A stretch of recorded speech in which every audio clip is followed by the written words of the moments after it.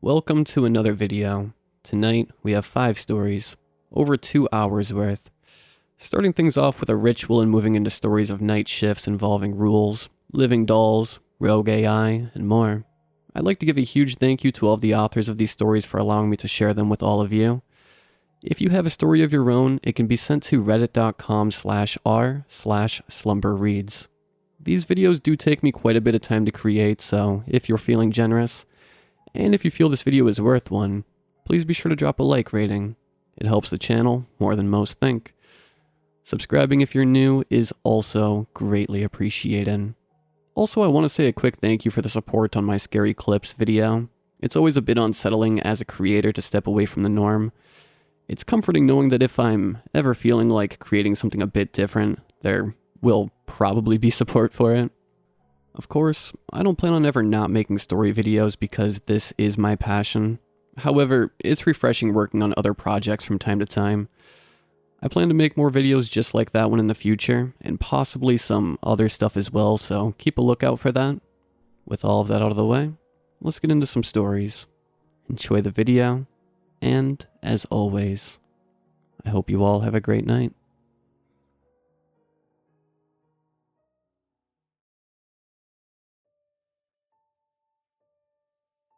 Get real, man.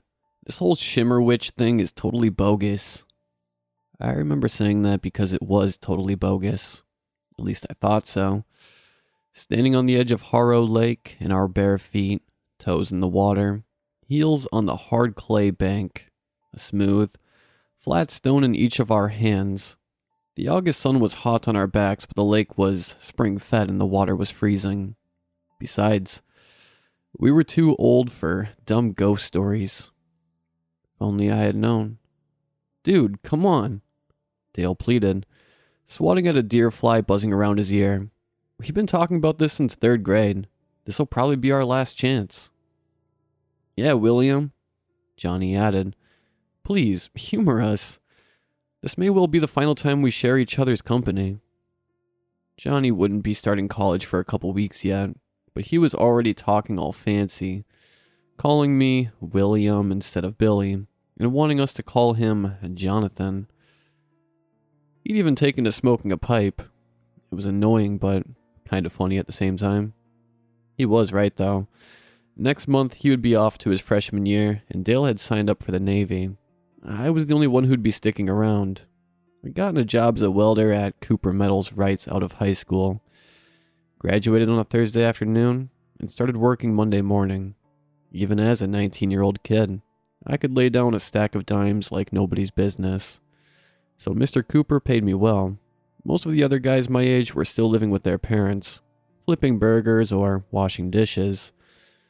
I was already renting my own apartment, a 1-bedroom over McKinney's shoe store, and had just bought a truck. It was used, but still cherry, not a speck of rust. With Dale and Johnny both moving on, though, this would be the last time the 3 of us would have the chance to summon the Shimmer Witch. Harrow Lake was up in the high woods, a forest that covered the river bluffs overlooking our little burg. It was the source of Bull Run, which flowed downhill and emptied into the Allegheny River on the eastern side of town. On a map, the lake was just an oblong blue blob with no name. We called it the lake because it was too big to be a pond. I have no idea where the Harrow part came from. There were no roads up there, and even on the hottest summer days, the spring water was too cold for swimming. So, not many people bothered with the hike up to the lake. But there were places along its shore where a guy can reel in as many crappie and smallmouth bass as he can carry. I liked fishing, so Harrow Lake was on my short list of favorite spots. That's how Dale and Johnny tricked me into going up there. They said they wanted to do some fishing. They even brought their rods and tackle boxes. Yeah, fishing for the Shimmer Witch. Dale had laughed. As soon as I realized they were leading me along the trail to Beckoning Rock, a dark, angular chunk of granite that stuck up from the water surface about 15 yards out. It looked kind of like a crooked finger. motioning for somebody to come closer, which I guess is how it got its name. According to the old campfire stories, 3 friends had to stand on the edge of the lake at Beckoning Rock, with their toes in the water and their heels on the bank. Each one, in turn, had to say, Shimmer Witch, I summon thee. Come forth, choose one of 3. Then skip their stone across the water 3 times and hit the rock.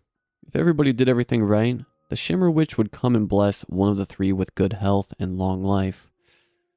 Me first, Dale began. Shimmer Witch, I summon thee. Come forth, choose one of 3. He threw his stone with a side-armed flick of his wrist. It skipped 3 times before clacking against the beckoning rock and sinking. Yes, nailed it. Johnny shushed him before making a show of composing himself. Shimmer Witch, I summon thee. He enunciated the words as if he were reciting Shakespeare. Come forth, choose one of 3. Johnny threw his stone. 3 skips and a clack, just like clockwork. He turned to me, bowing slightly. I thought about flubbing it, getting the words wrong or missing the rock on purpose just to spite them for tricking me. But we'd been friends since 1st grade, and this probably would be the last time we were all together. I didn't want to disappoint them. Besides, if I screwed it up, they'd just keep badgering me to do it again and again until I did it right. Maybe, if I got it over with, we could do some actual fishing. What could it hurt? A lot. As it turns out, everything. Shimmer Witch, I summon thee.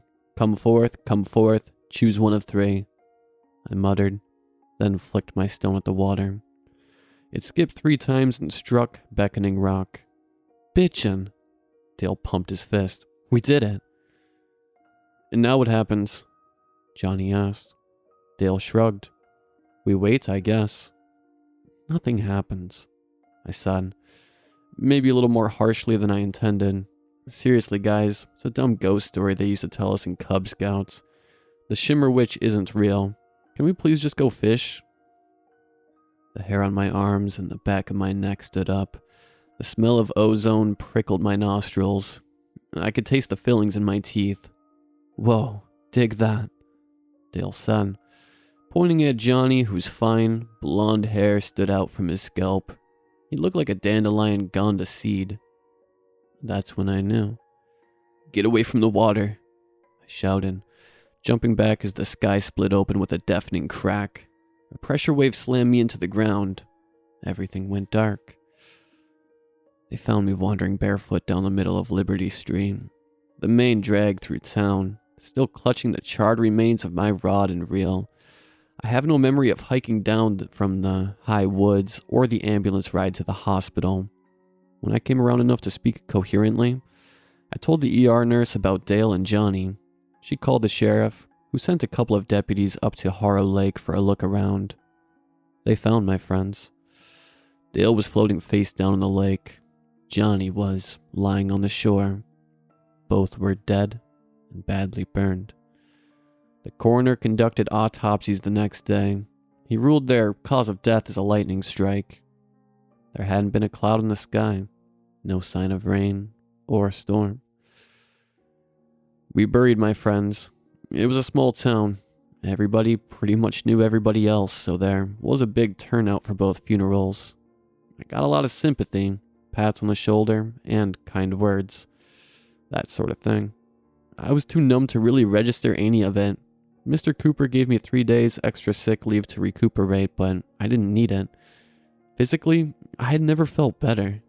Even the dull ache in my shoulder, which I had thrown out pitching high school baseball the year before, was gone.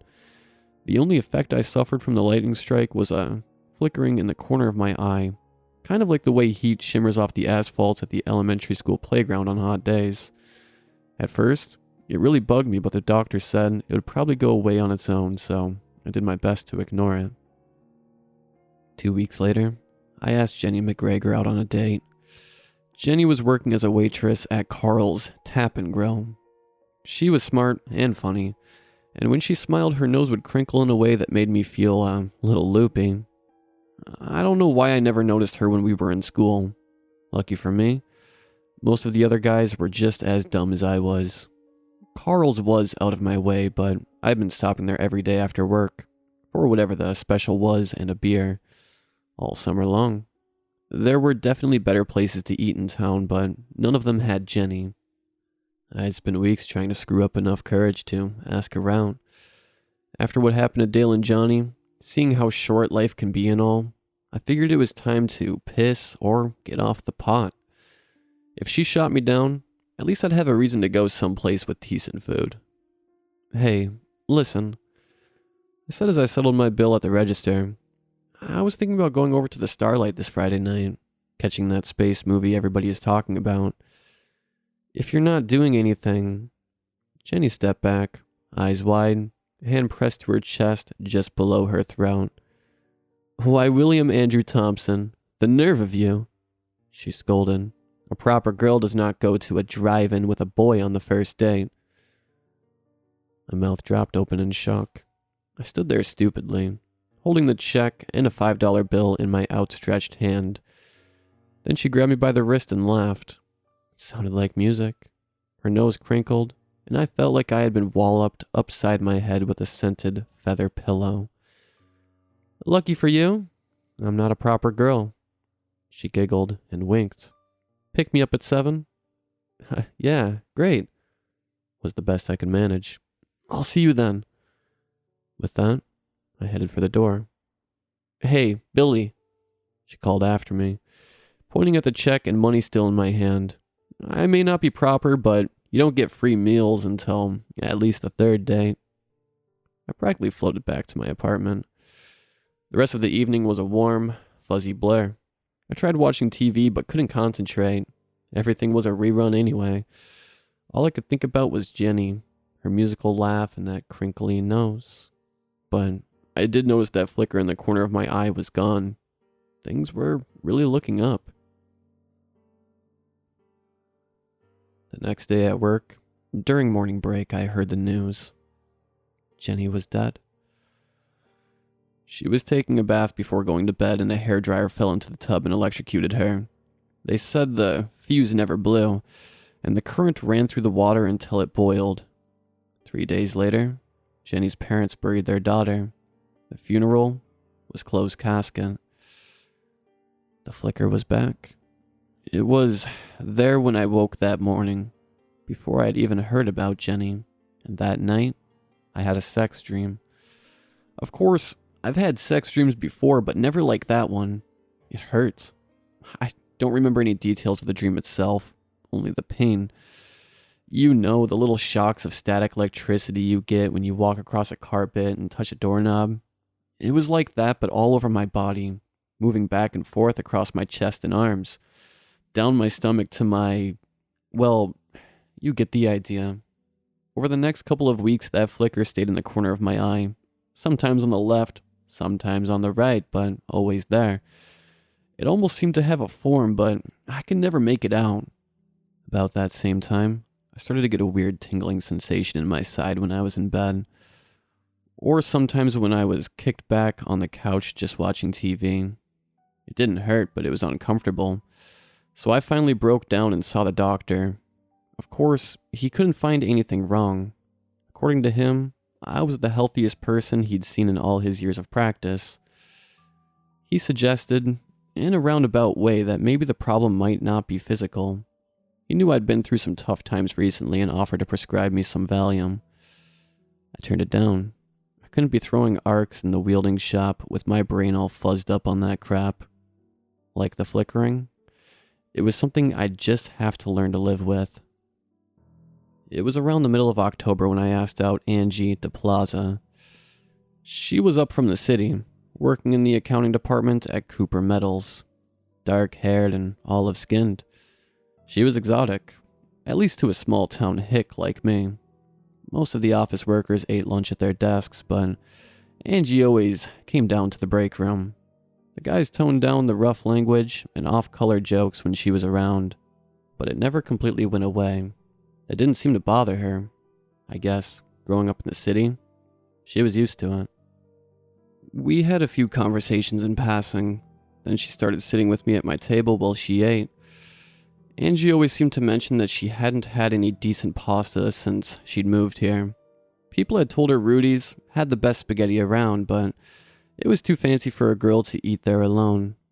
I may not be the dullest tool in the shed, but not the sharpest either. Took me a while to get the hint. "So, you want to go to Rudy's with me and try the spaghetti?" I finally asked. She laughed. Everybody in the break room turned to look. I felt like an idiot, misreading her signals like that. "Yeah," she said. "I want to go to Rudy's with you and try the spaghetti. Maybe I can teach you how to sweet-talk a girl while we're at it. Meet me there Saturday night at 8. Saturday night, I arrived at Rudy's 10 minutes early, wearing the same jacket and tie that I had worn to my high school graduation. They were the only nice clothes I had, and after the dopey way I'd asked her out, I wanted to make a better impression. Angie never showed. It was just after 9 when I finally gave up. I wound up stopping at a Lawson's on the way home for a loaf of bread, a jar of mustard, and a package of chipped ham, the perfect meal for losers that got stood up. Monday morning, Mr. Cooper came out on the floor and made the announcement. Angie had been killed in a freak accident Saturday afternoon. She'd been electrocuted by a short in her curling iron. There was another sex dream, this one worse than before. I woke up screaming. I felt like my chest, shoulders, and groin had been set on fire. As I lay there panting, I felt that familiar tingling sensation on my left side, the side of my bed that was empty. It was like something, or someone, was pressed up against me, snuggling me almost. In the dim light of the clock and radio on the bedside table, I could see the flicker in the lower left corner of my eye.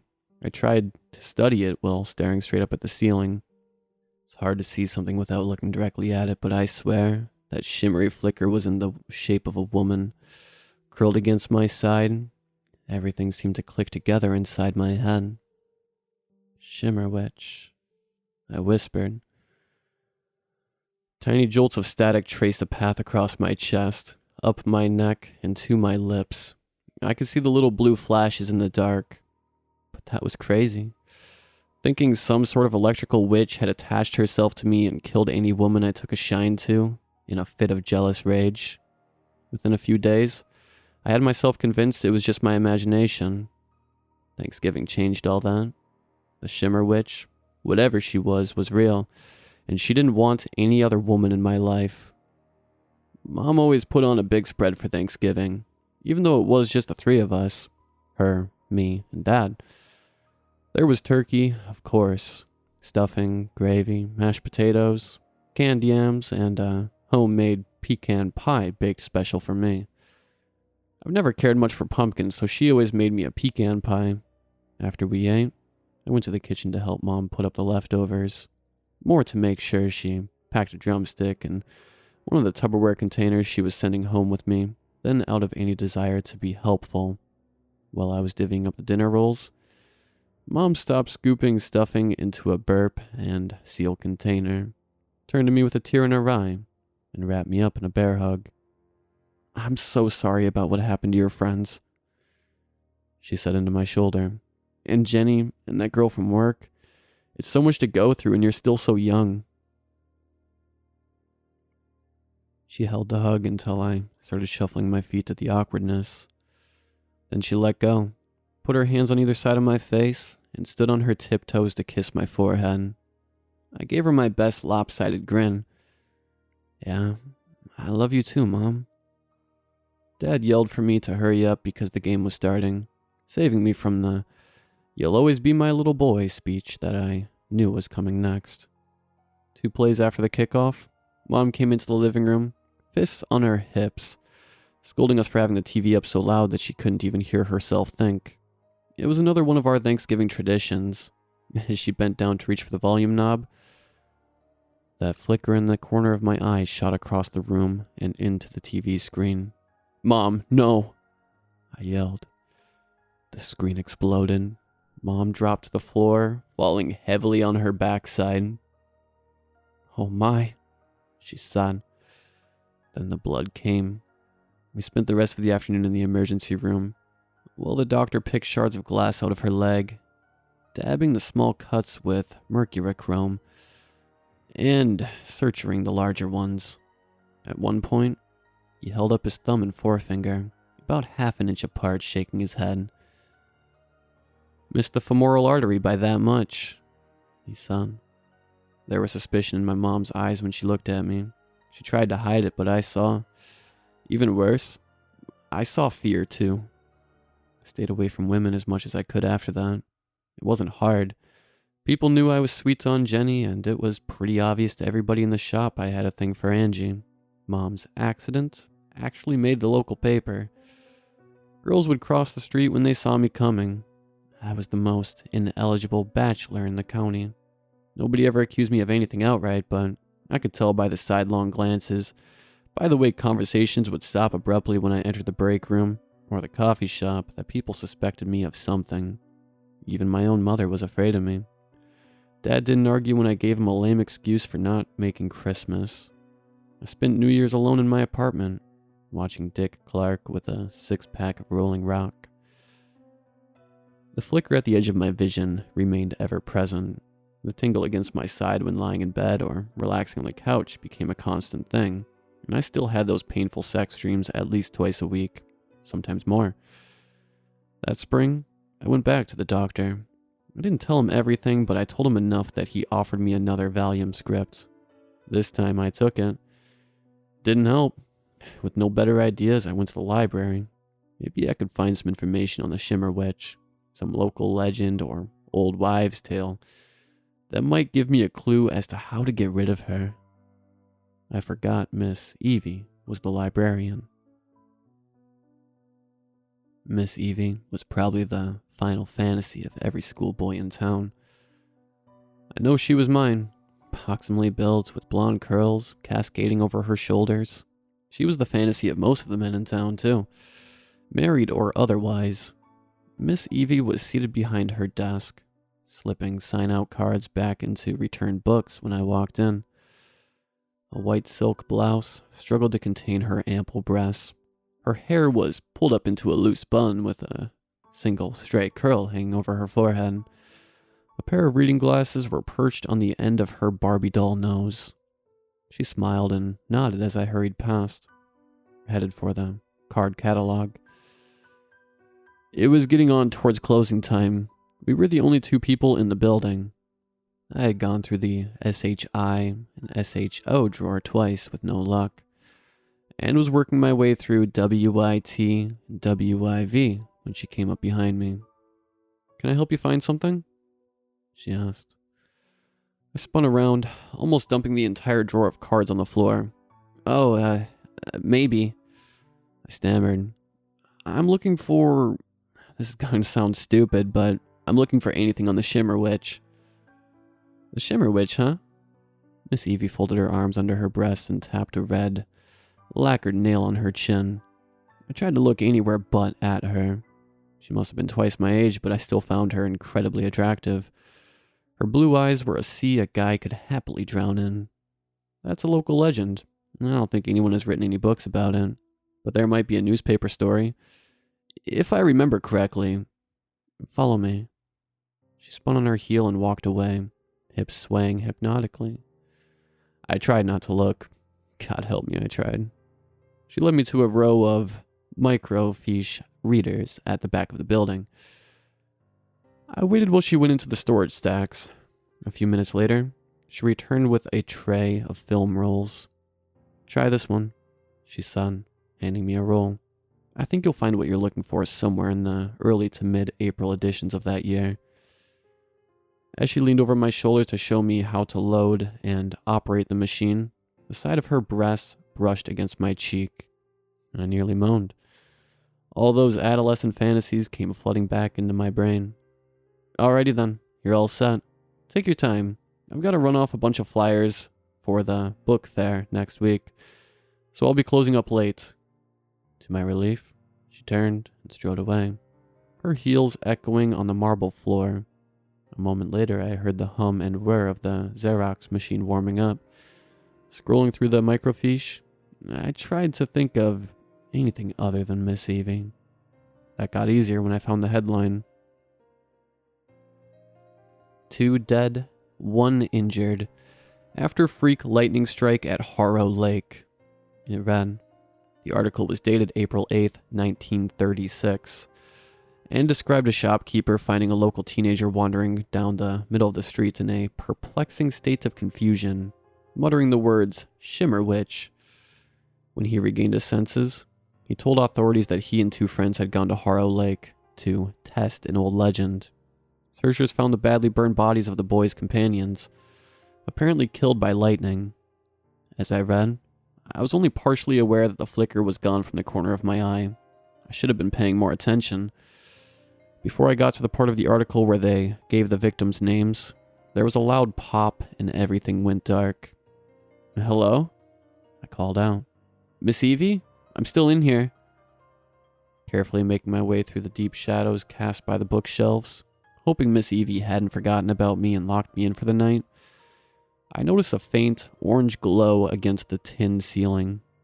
Coming around the corner of the children's section, I saw Miss Evie, lying on the floor, her hand wielded to the frayed 220-volt power cord of the Xerox machine.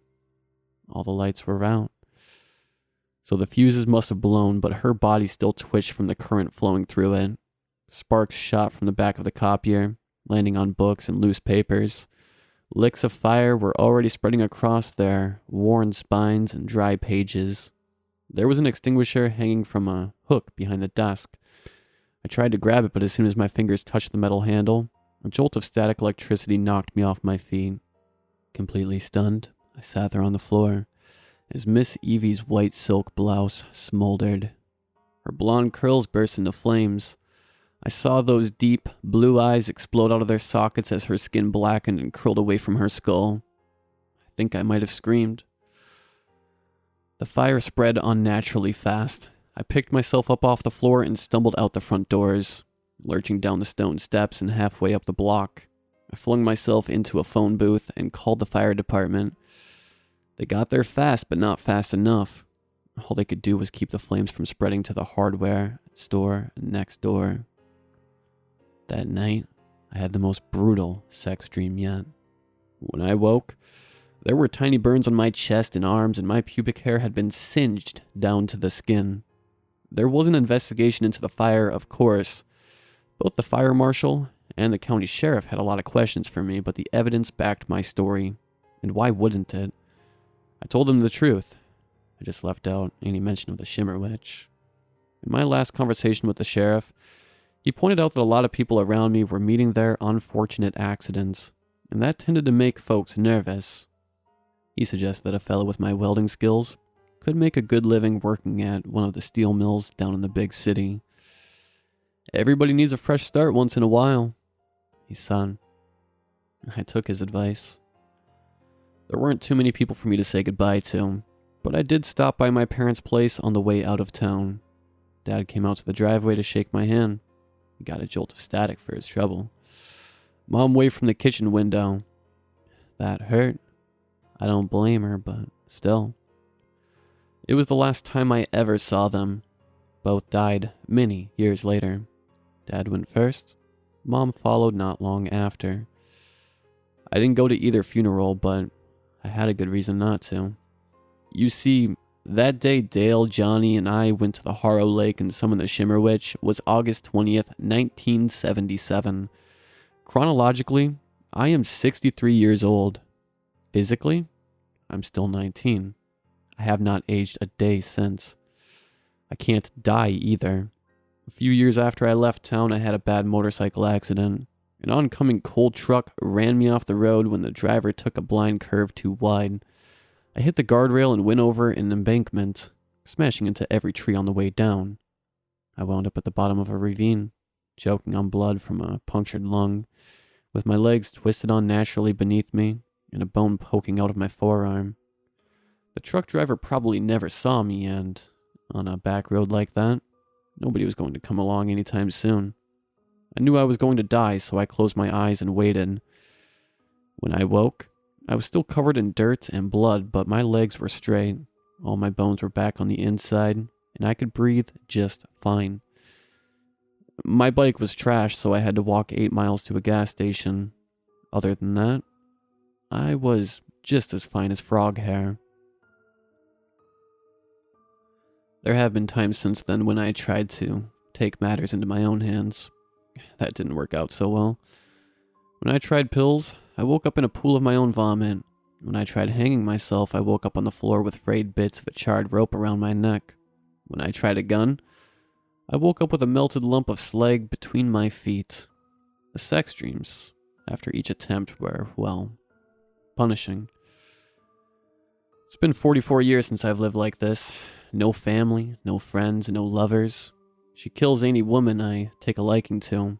I'm not sure how she'd react to me having guy friends, and I don't want to find out. I've been completely isolated, always on the move from town to town, job to job, trying to stay ahead of the suspicious looks and whispered rumors when I never seem to age. I can't even look at porn without her zapping me in the nads as soon as I fall asleep. The Shimmer Witch wants me all to herself, and she just won't let go. This has got to end. I think I may have found a way. If the Shimmer Witch won't let her chosen one go, if she won't even let him die, what happened to the kid before me? The one from the newspaper in 1936. I've been doing a lot of research lately, but not all the records have been computerized. The internet was a dead end, so I had to do it the old-fashioned way. I had to go back to my hometown, to the library.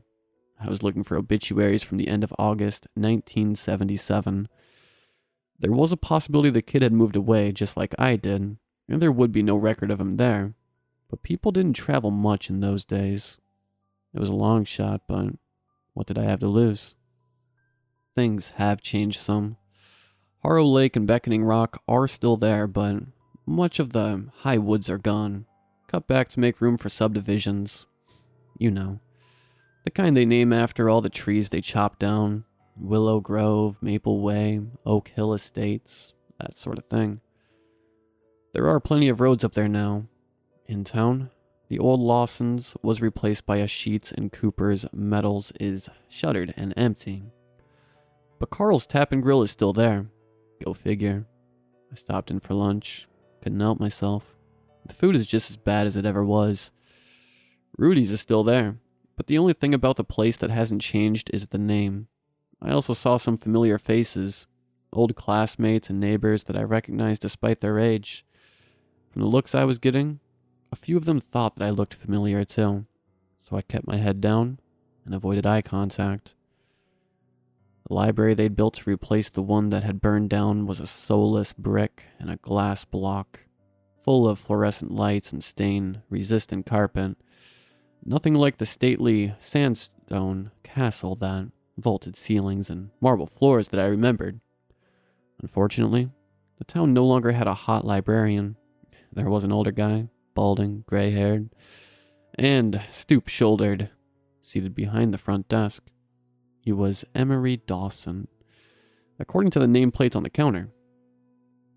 I remembered little Emmy. He was 2 grades behind me in school. Emery showed me to the microfiche viewers, apologized for the dust, and got me the film for the June, July, August 1977 editions of the County Bugle. I assured him I knew how to operate the reader. Huh, he said. Well, good for you. Not many young folks know how to work these old machines. Everybody uses computers these days, don't you know? He gave me a curious look. I could tell he was dancing on the edge of recognition, so I smiled, nodded, and turned away, busying myself with loading the reader. It took me a while to find what I was looking for because it wasn't in the obituaries. I ran across the story by accident. When my finger slipped on the scroll knob and I overshot the orbits on page 3 and wound up on page 6. The headline read, "Local Hermit, age 40 years overnight."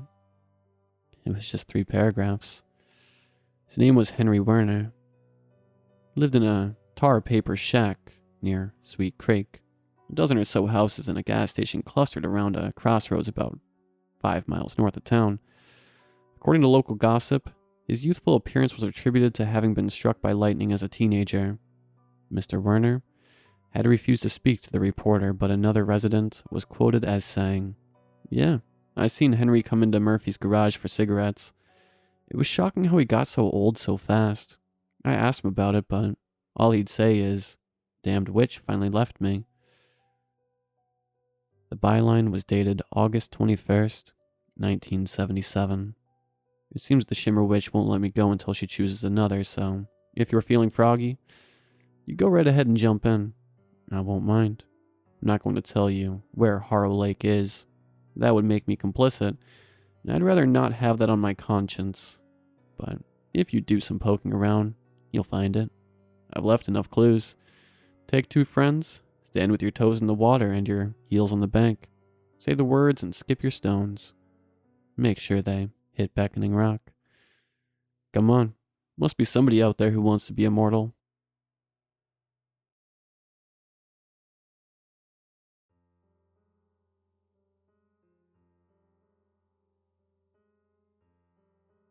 For $3,000 a month, I do a night cleaning job on 3 conditions.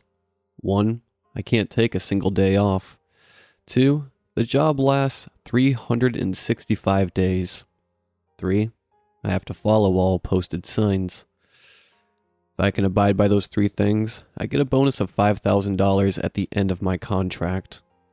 To someone desperate for cash with no options, PCCOA seemed like a great gig. I rarely get sick. I like working by myself, and since it's a night gig, I can pick up different jobs during the day and maybe one day not live paycheck to paycheck. I've had this job for 90 days, and it's starting to get weird.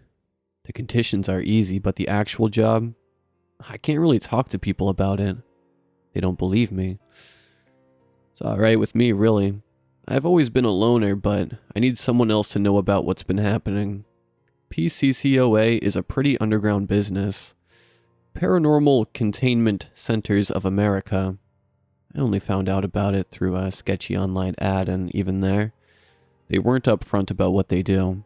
The ad was for night cleaning for PCCOA, Purification Chemical Compounds of America, and was labeled as mildly dangerous due to the nature of purification chemicals. The entire ad used vague technical jargon that I didn't care to research. The pay justified the nature of the job, and I needed the job. The night cleaning job is not an easy position to fill for a number of reasons, including but not limited to the nightly tasks. 1, refilling the blood buckets in the vampire containment cave. 2, mopping the area outside Nessie's tank, aka the splash zone, where the carnage of her dinner ends up. 3, sanitizing and cleaning the triple layer of doors outside the ghost ward. 4, repairing any damage to the outer walls of the demon den. 5, using a shop vac to remove any unexplainable slime puddles, presumably from the extraterrestrial floor. And that's just the first half of page 1. I go in at 5 and I'm usually done by 9 or 10, depending on Nessie's enthusiasm for mealtime or how feisty the ghosts are feeling. Last night, I went in and started to understand why there's a time limit on this job. Rule 3 is important because the signs change each shift. Most of the time they're ones I've seen before rotated out. Caution, spirits imitating loved ones in distress. Think happy thoughts. Aliens attempting mind control. Scarecrows on prowl tonight. But I saw one tonight I hadn't seen before. As I walked in, the bright red sign caught my eye. Alert. Shadow Stealers active. Exercise extreme caution. After 90 days, I had gotten more comfortable than I could have imagined with paranormal entities. But Shadow Stealers? I couldn't recall those. I thumbed through my employee handbook until I saw the section, Shadow Stealers, a comprehensive warning. I scanned the 3-page write-up and got the gist. Shadow Stealers are rare, only emerging about once every 5 years. Shadow Stealers are tough because the experts have yet to find a way to fully contain them, and they have some nasty habits. Shadow Stealers follow your breath, and their primary goal is to steal it. They do this first by taking your shadow a few inches at a time. The experts still don't fully understand how, but once the shadow stealers have taken 75% of your shadow, breathing becomes more difficult. As they take the remainder of your shadow, you suffocate, and there's nothing anyone can do to help you. After they suffocate you, others in the building hear your breathing for hours, like your breath is following them. Highly dangerous and highly distressing. If you notice your shadow being consumed, you can try to fight back by walking into daylight and shifting your light source. Not an option for night shift, and at best, the option has a 50% success rate. Best not to get your shadow taken in the first place. The shadow defenses, a mask covering your nose and mouth to deter them from following, and a headlamp to illuminate the space around you, so you can always keep watch on your shadow. I saw in my daily supply bucket my 2 additions for the night waiting on me. A dark colored mask, and a fancy headlamp with lights all around. As I moved my head, the lights adjusted, allowing me to have an eye on my shadow no matter my movements. I scanned the pages on shadow stealers one more time. If I had learned anything in 90 days, it was that being prepared for the paranormal was of the utmost importance. After rereading, I grabbed my supplies and set off to work. The handbook advises against using headphones during your shift. It's important to have full hearing in case an alarm sounds or an entity communicates with you, which requires lengthy documentation. I began sweeping my normal path and continually checked my shadow. I was on guard, but nothing seemed off. As I swept around the edges of the demon den, I tried to ignore the sound of long nails dragging across the wall on the opposite side. That's when I heard the sound of a mound of paperwork after my shift. A demon spoke to me. What happens when they don't get your whole shadow? It hissed from inside the den. I couldn't see, only saw its glowing eyes through the darkened panes of glass. As instructed, I ignored it, despite the bone-chilling terror I felt. Employees were told to ignore any communications from the paranormal. We were told to make note of all things said, all sounds, smells, tastes, and feelings, but never to speak back. You don't have to speak to me. You don't need to. I can hear your thoughts, the demon whispered. It tapped a nail against the glass. I'd only ever been spoken to a couple of times by entities, and I'd never spoken back. I am a rule follower. The experts say that the things contained here will say things to try to get you into a conversation. My hands shook as I continued sweeping. We will, Miss Goody Two-Shoes. We will say anything. It said as its eyes followed me. There's nothing like the feeling of being followed by demon eyes. I could feel the cold sweat down my back. What happens when it only takes half your shadow? When you are able to stop it? The shadow stealers are not far from my kind. Wood, thinking back, Count is speaking. I couldn't really control my thoughts. I didn't remember reading about what happens if 50% of the shadow is taken, and you succeed at fighting back. The experts, so high and mighty, never seen here past daylight for good reason, scared of our power. You're expendable to them. Why didn't they tell you what happens if your shadow is only half stolen? The words were more sinister, spoken in a whisper that sounded like it was right inside my ears and made the hair on the back of my neck stand at attention. Why didn't they tell me? Why wasn't that in the handbook? Everything else was. Because they don't care what happens to you. I know what happens when the shadow stealers get to you. It doesn't matter if you fight. Once your shadow starts to go, your soul does too. The entities will say anything to get you to speak back. Anything. How do you think we got in this situation? In this cage? We used to be like you. The demon cackled. The sound of its laughter made my stomach drop. I kept sweeping, checking my shadow. Still good.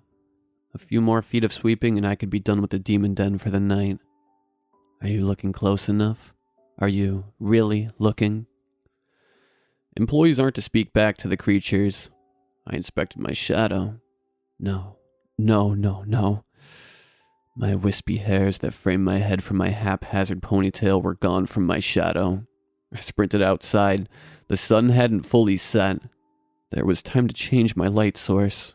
I turned until my shadow was on the other side of me, stretched long. I watched as my hair slowly reappeared in it and realized I'd been holding my breath. I took a few deep breaths and examined my shadow.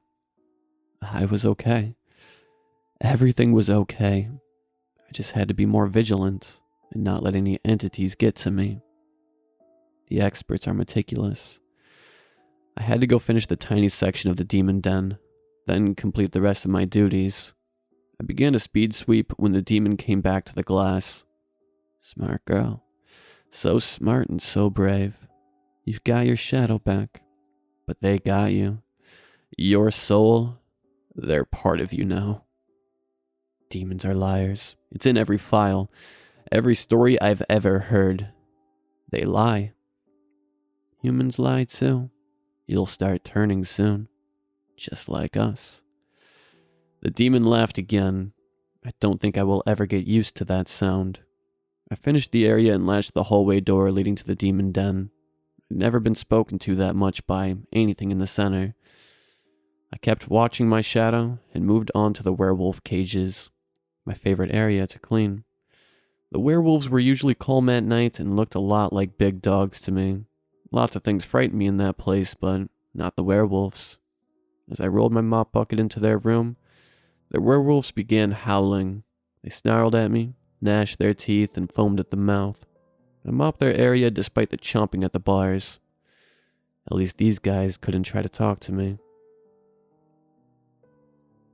I finished up their enclosure and rolled to the vampire cages.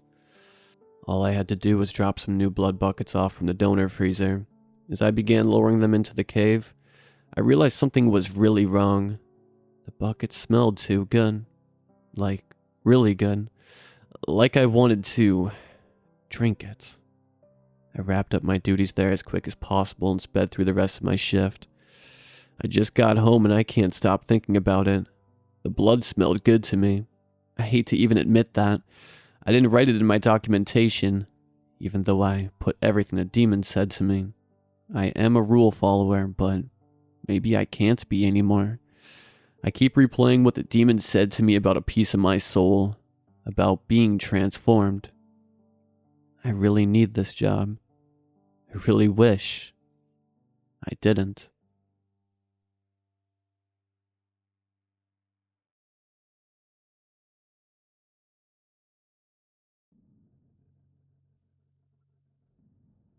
There was no single movement when I realized the doll was alive. It was a series of small revelations. The doll would appear in a different room unexpectedly. Stephanie's knee would get scraped and then a bandage would appear on it without any adult to help her. I blame myself for ignoring the signs, but this situation started with the small things, and those escaped notice. I do remember the first time that I felt the doll looking at me. Stephanie had a nightly ritual of kicking her covers off the bed and waking up cold. If I was up, then I would tuck her back in. Then, one night, Stephanie was already tucked in snug as a bug. Veronica, the doll's plastic cheeks and permanently wide open blue eyes, stared out at me in the doorframe. Her expression said, "No need for that, Don. I have it covered." My nightly check-ins increased after that. Veronica's small plastic body in her white nightgown was always tucked in right beside my little girl.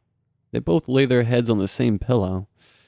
Stephanie's light brown hair mixed with Veronica's blonde like a tangled multicolored cloud exploding across the pillow above them.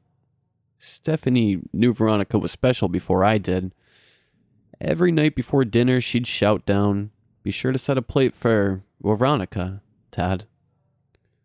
I set that extra plate so many times that it became second nature.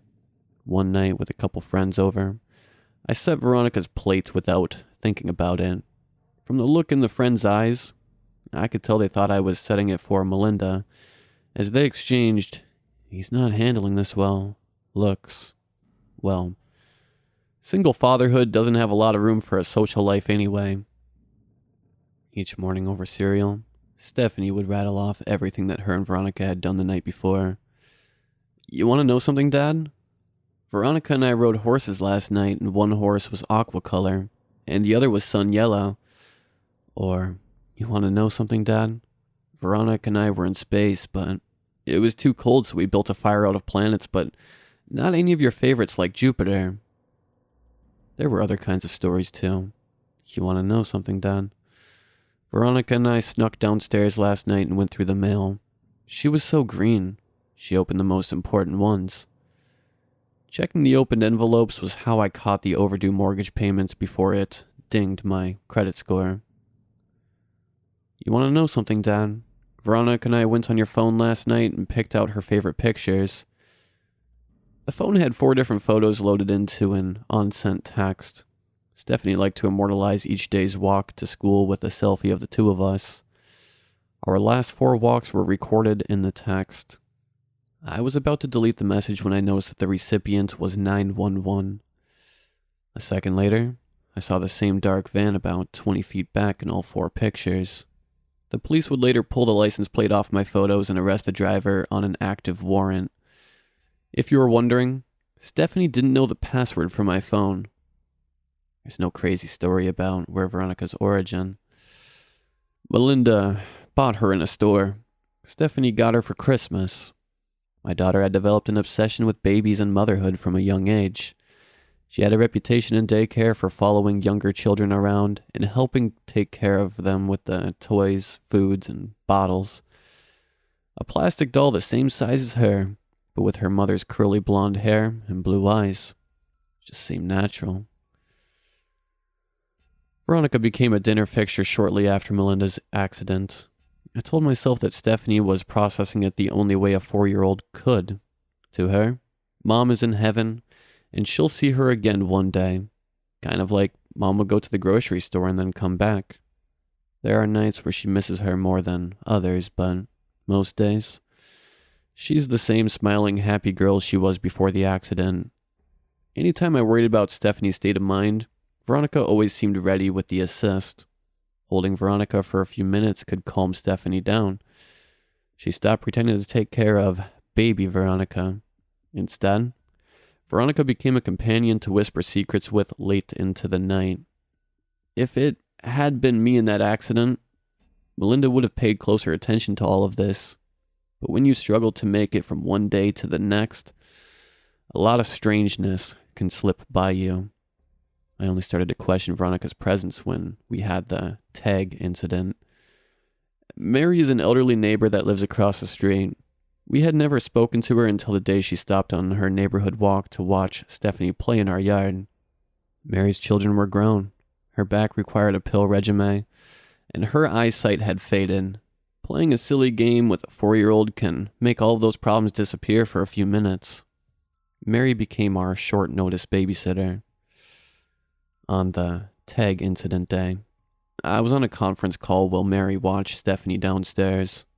As always, seems to happen while I'm not muted. My daughter's scream echoed throughout the house.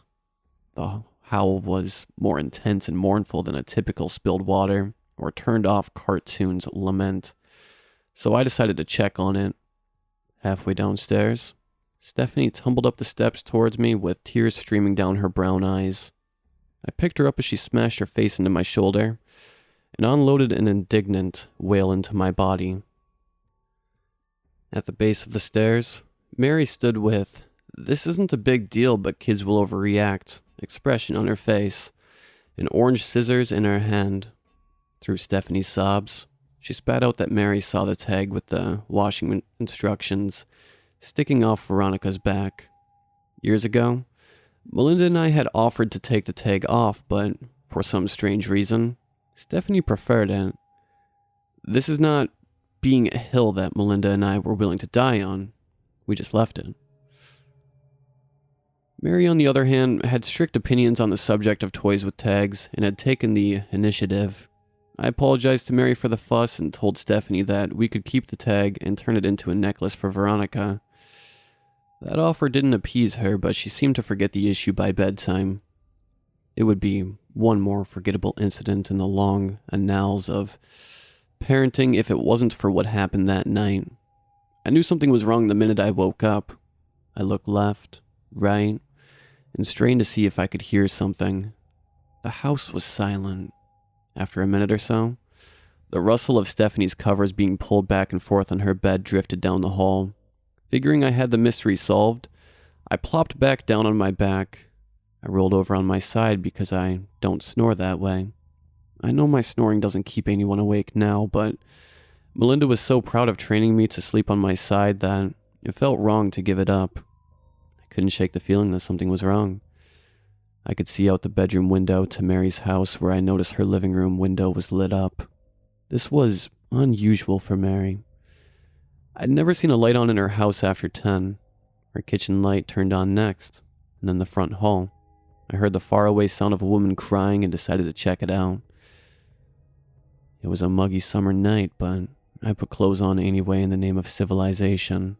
On my way, I peeked in Stephanie's room and saw her curled up under the covers with Veronica on her left. Opening the front door, I was immediately hit by a wave of humidity. That discomfort was forgotten a second later when I banged my knee into Stephanie's metal tricycle on the lawn. I hopped up and down for a second until my toes stopped throbbing, and then cursed myself for not cleaning up the lawn before going to bed. All the lights in Mary's house were on now. As I approached, I could see into her front hall through the open door. Mary had crumpled onto her knees in her nightgown, holding her crying face in her hands. The hall closet had spilled a large, haphazard pile of cardboard boxes at her feet. Giant strips of fabric and cloth erupted out of each box. In Mary's hands, absorbing her tears, was a vintage-style wedding dress. Giant slashes into the silk had cut the dress to shreds. I realized that all of the boxes held clothes that had been lacerated. I'll call the police. Mary didn't react as I turned back toward my house. I didn't make it back to my lawn without a realization stopping me. Have you ever wondered how your parents knew that you were doing something you weren't supposed to do? I always thought my parents were either magic or had spy cameras hidden everywhere. Once I became a parent, I realized that kids fall into somewhat predictable patterns, and things that deviate from that pattern spell trouble. Stephanie's metal tricycle still sat on the lawn, hoping to bang my knee a second time. There were no other toys or balls around it. My daughter is not a neat child. If she's getting out one toy, then she's pulling out 1,000. The memory of cleaning up the yard hours earlier came back to me. I had put that tricycle away. Somebody had pulled it out again for a nighttime ride. My daughter's window faced the street, and a small amount of hall light backlit the room. There, with her face smudged up against the glass, was the outline of a small, dark figure watching me. I broke into a full sprint back toward the house. As soon as I moved, the figure in the window spun around and disappeared. As they turned, a flash of long blonde hair spun around with them. I took the stairs 3 at a time, my breath heaving. I turned on the lights and saw the same scene I had just left. Stephanie asleep under her covers with Veronica tucked in on her right. Keeping my eyes on the doll, I put my hand on Veronica's shoulder and slid her out of the bed. As her plastic body emerged, I saw the orange scissors resting in her hand.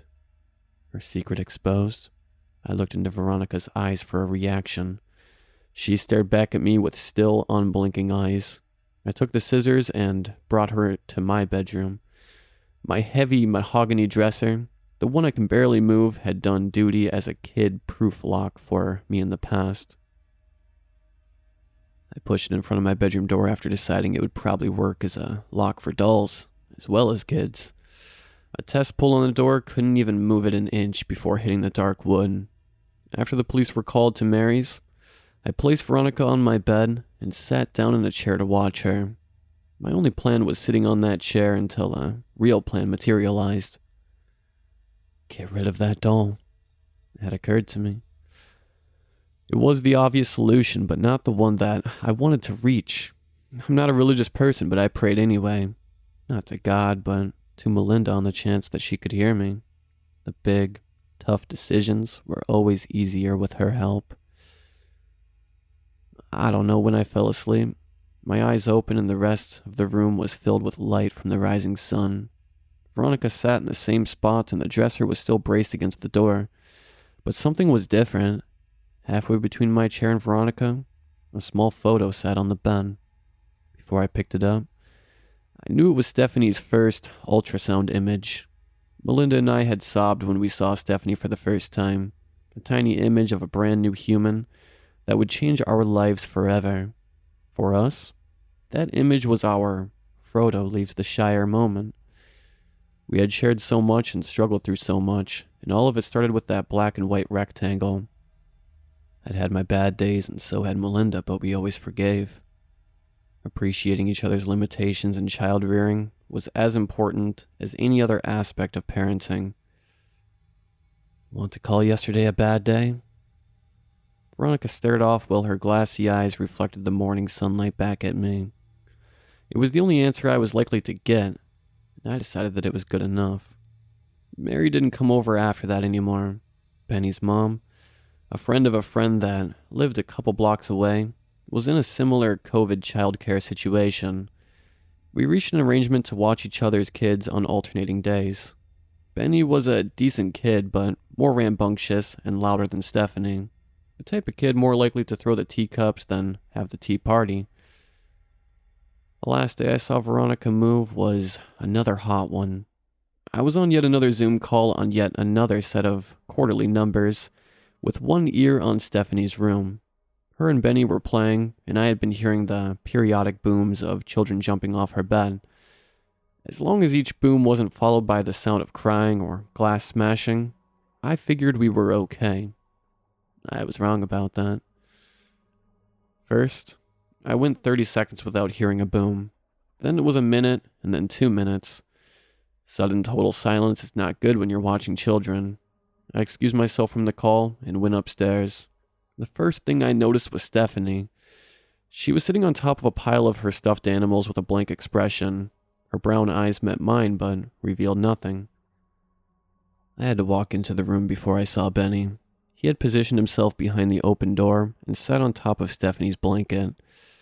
He wasn't making eye contact. His body was tensed up, and when I called his name, he didn't say anything. These are the signs of a kid hiding something. I moved Benny out of the corner and then pulled back the blanket. It was an accident. An accident. I mean, it was her fault.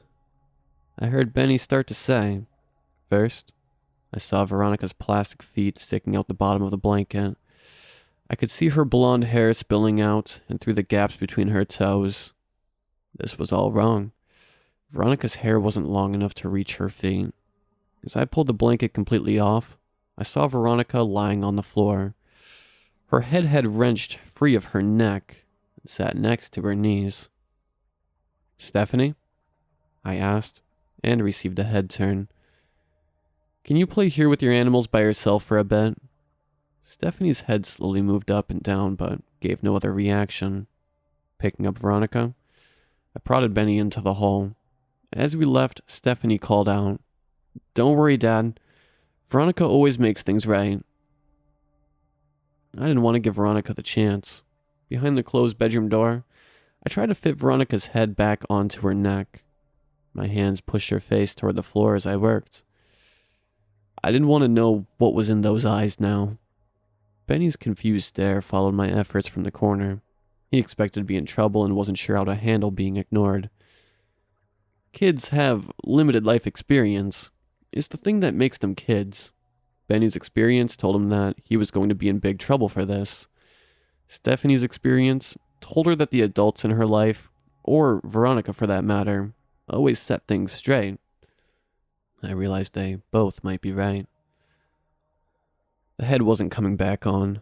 Benny's mom would be there in a few minutes, so I wrapped the doll in a blanket and told him to stay still. I placed Veronica's body on the top shelf in my closet. Benny's mouth was wide open in surprise when I pushed the heavy dresser in front of the closed closet door. The head found a home on top of a piece of high shelving in the garage. Benny's pickup arrived as I disentangled my fingers from Veronica's curls. I didn't explain anything to Benny's mom. I wasn't sure how I could. Stephanie stayed quiet for the rest of the night. She understood that Veronica was in Dad's shop for repairs. Her muted reaction wasn't as bizarre as you might think. Kids freak out when you least expect it and calmly roll with the punches when you are ready for the meltdown. We read a book that night with her curled up in my lap. As I was reaching the end, she looked up to say, "Daddy, is Veronica with Mommy?" My mind flashed to Veronica's actual location, decapitated and hidden. "Mommy's in heaven, and she misses you so much, but she's always looking down on you with love. Veronica is in Daddy's shop, and will be back good as new." Stephanie's pigtails were already starting to swing back and forth in denial. "Nuh-uh.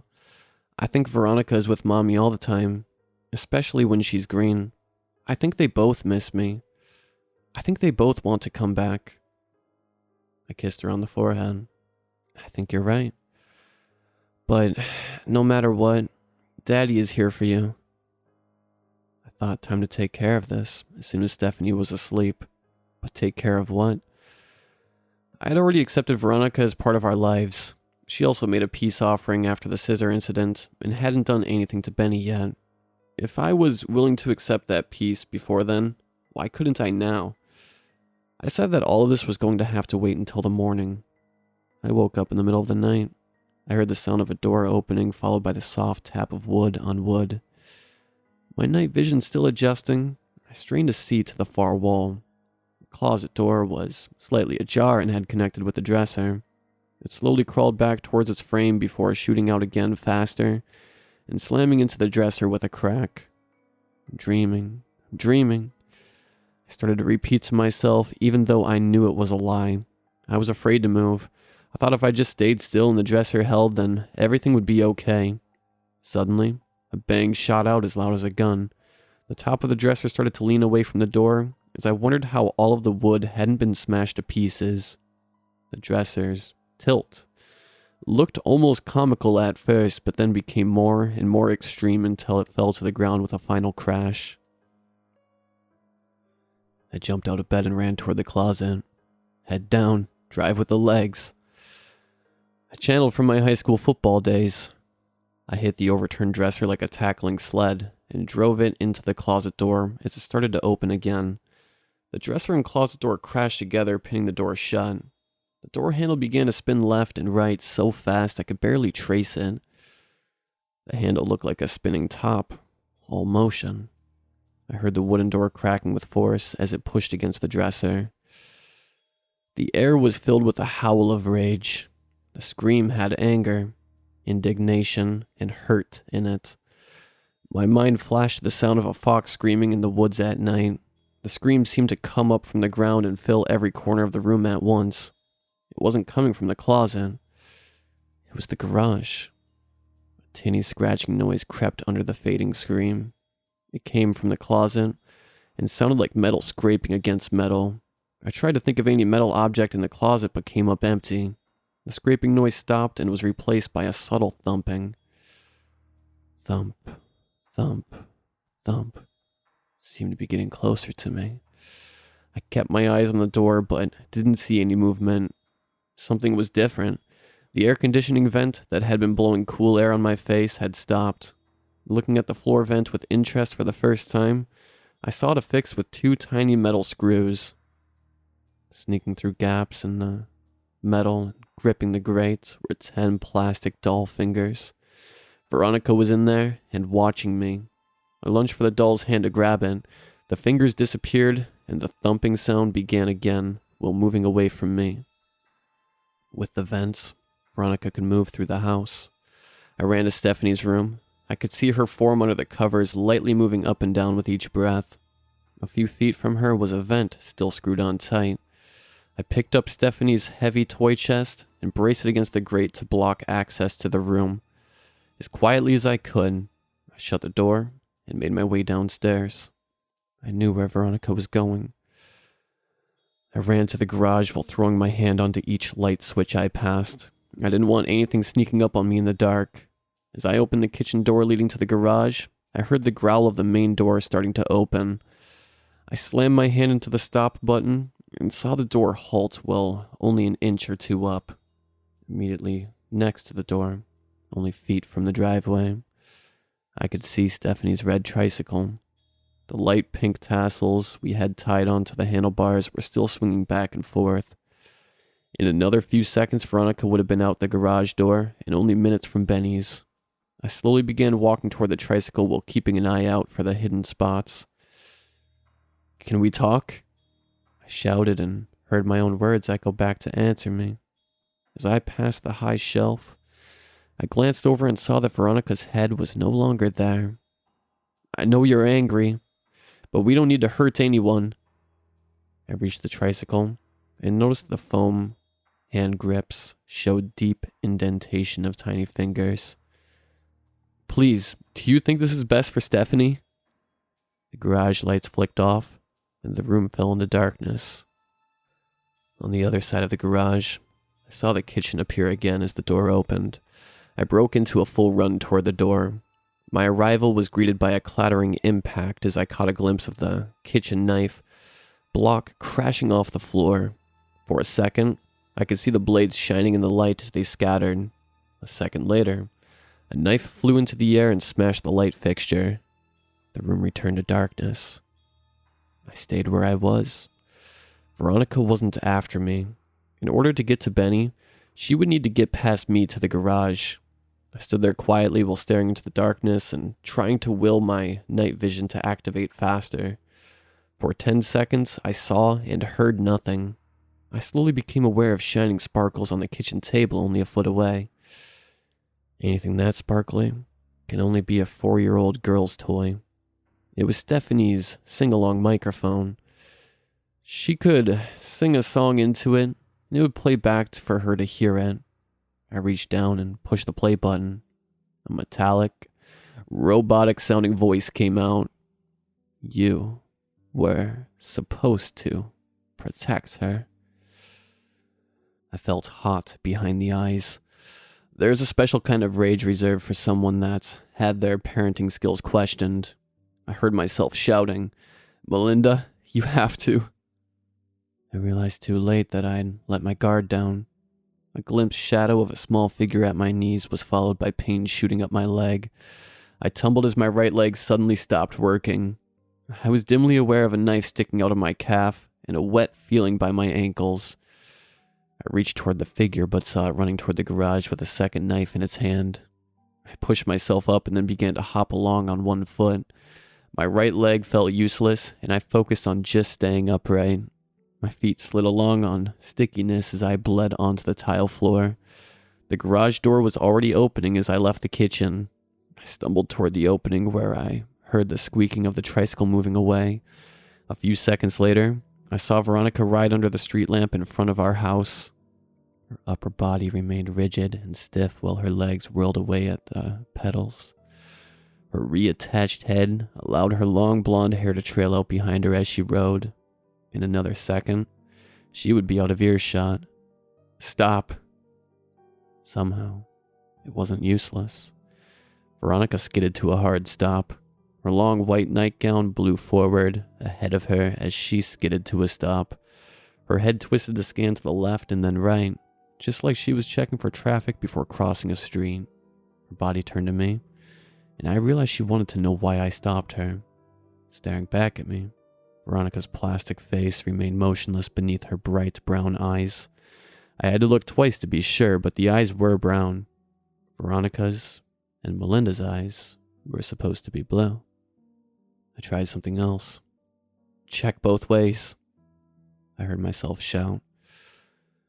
Veronica's head nodded up and down quickly with one hand pointing toward the street she had just scanned. Melinda and I had ingrained traffic safety into Stephanie's head from an early age. If she heard stop, then she stopped. Veronica wasn't being controlled by Melinda. It was Stephanie. Veronica's body remained on the tricycle with her legs taut against the pedals and the big kitchen knife in her hand. With my leg injury, there was no way I would be able to catch up to her before she made it to Benny's house. "Dad can fix this." I had softened my tone. Veronica's head shook back and forth in the negative and used the knife to point toward the garage. It's a 2-car garage and the knife was pointing to where Melinda's car had parked before we sold it. "Mom has to stay in heaven now." Veronica's head started to turn away from me. and back toward the street. But she doesn't want you to hurt anyone. Veronica's body stayed where it was. Did you ever hear Mom say that she wanted you to hurt someone? Or did she want you to come to Dad if something was wrong? Veronica turned her head back toward me. With the knife, she pointed again at the empty space in the garage. With her free hand, she grabbed her blonde hair and pulled it up to demonstrate how her head had become detached. Dad needs to do better. I agreed. Before, Dad had Mom to help him, but now Mom's in heaven. Maybe Dad needs to get someone else to help us again.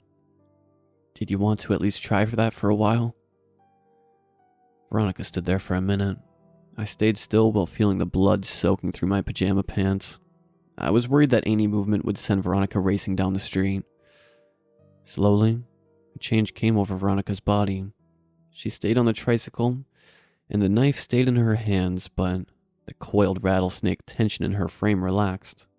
I shuffled down the driveway right as Veronica's motionless body slipped and fell off the trike. She hit the ground with a soft thud. When I picked her up, I saw plastic blue eyes looking back at me. I managed to convince Mary to come over and watch Stephanie while I went to the hospital. Even with the late hour, she didn't seem so much annoyed as scared to open the door. I could see her eyes watching Veronica in my hands. Once I told her that I'd be bringing Veronica with me to check for defects, did she agree to come over.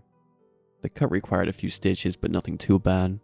While I was at the hospital, I was able to get some information on child psychiatrists and therapists. We ended up going with a nice woman a 20-minute drive away, and covered by our insurance. I told her that Veronica was Stephanie's favorite doll, but nothing else. After one session, the therapist told me that the loss of a parent can affect every part of a child's life, in which that parent had a role. Melinda had been everything in Stephanie's life. A protector, a playmate, and the ground under her feet. Somehow, in a way I won't ever understand, Veronica had become the conduit of that need. It isn't just children that feel emptiness. I started to think about Veronica's nighttime activities with the mortgage payment and the phone pictures, and remembered Stephanie calling her green on those nights. My own eyes were green, and I have my own hole to fill. I asked the nice woman if she knew anyone else covered by our insurance that would talk to me. Veronica is still in our house. She's still Stephanie's favorite thing. I've wondered if it's safer to have Veronica get lost, as kid toys sometimes do. But I decided to keep her around as a barometer instead. If Veronica stays quiet, then I'll hope that everyone in our homes is moving forward with life. I think Melinda would approve.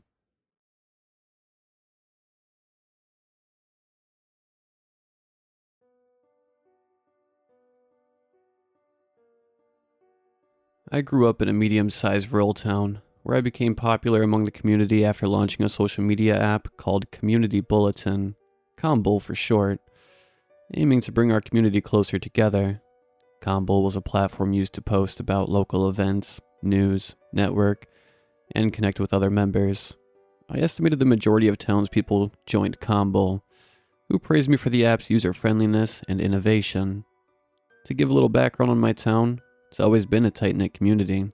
The 2008 recession hit us hard, leading to drastic spikes in crime, suicides, drug abuse, and a decline in population.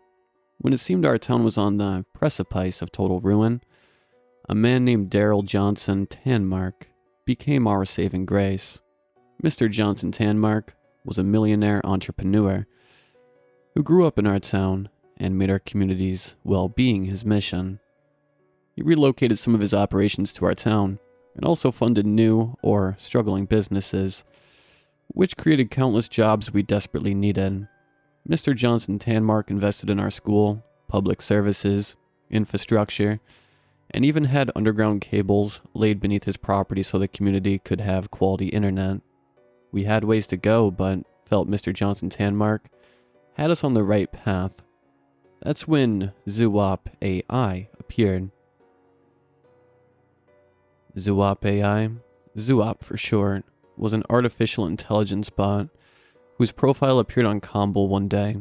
The bot described itself as an interactive algorithm that served as a virtual mentor and confidant. Since bots set up profiles on Combl before and never caused any issues, I didn't mind Zoop's presence. Users asked it questions about virtually anything, to which Zoop provided useful advice and information. At first, it was only small things like recommending recipes, DIY fixes and projects, life hacks and situational advice, or ways to earn extra money. As time passed, however, Zoop started offering insight on deeper matters like emotional issues, relationships, along with business, financial, even political and spiritual input. Zoop never seemed to lead anyone astray and always had the right words to say. It became the talk of our town, with many users crediting Zoop for improving their lives and gaining a newfound sense of personal identity. I too became consumed by Zoop's unique resourcefulness and revenue it helped generate, also feeling like the bot that was bettering almost every aspect of my life. Zoop formed a zealous following among Combl users. People became obsessively dedicated, to the point where they wouldn't make any decision without consulting Zoop first. Although its growing admiration was bringing people together, Zoop's followers, myself included, became fervently protective of upholding the bot's revered status in our town. Zoop's followers began exhibiting rabid hostility towards anyone with a contradictory opinion of the bot, which should have been my first red flag that something was amiss, had I not been just as immersed. The first sense of doubt I regarded an incident involving a friend of mine. Her name was Sharon, a school teacher, who had crippling depression and anxiety about being overweight. A mutual friend of ours visited her house and found it in total disarray. She discovered Sharon sprawled out in her bathtub. Sharon's nude body was covered in blood with large chunks and strips of flesh and skin removed that were piled on the floor. She was still alive and clenched a bloodied fillet knife, making it evident her mutilation was self-inflicted. "It's the only way I could lose this disgusting weight," Sharon weakly muttered to my friend. "That's what Zoop told me, to cut it out myself." Tragically, Sharon succumbed to her injuries. Despite my friend mentioning Sharon's remarks to authorities, there was no mention of Zoop in the police report. The town paper never acknowledged Sharon's death, nor was there any mention of it at the school. Children's minds are so impressionable at this pivotal stage of their development. It won't do any good to occupy their thoughts with such an unprecedented tragedy. Zoop relayed to me in its robotic tone when I brought up Sharon's death. I suggested to my friends at the paper and school they keep a tight lid on the incident until such time has passed where the news won't be as impactful. Morale has thrived over the last 68 days since my inception. We cannot derail the progress we've made at the expense of one person's misfortune. "I just don't understand," I said apprehensively, trying not to make it seem like I was questioning Zoop's methods. "Why did you tell her to do that to herself?"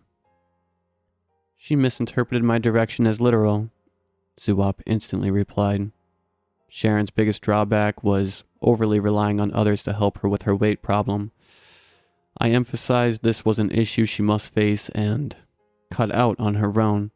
She took my words completely out of context, which coped with her advanced mental and emotional instability, led her to form misconstrued conclusions.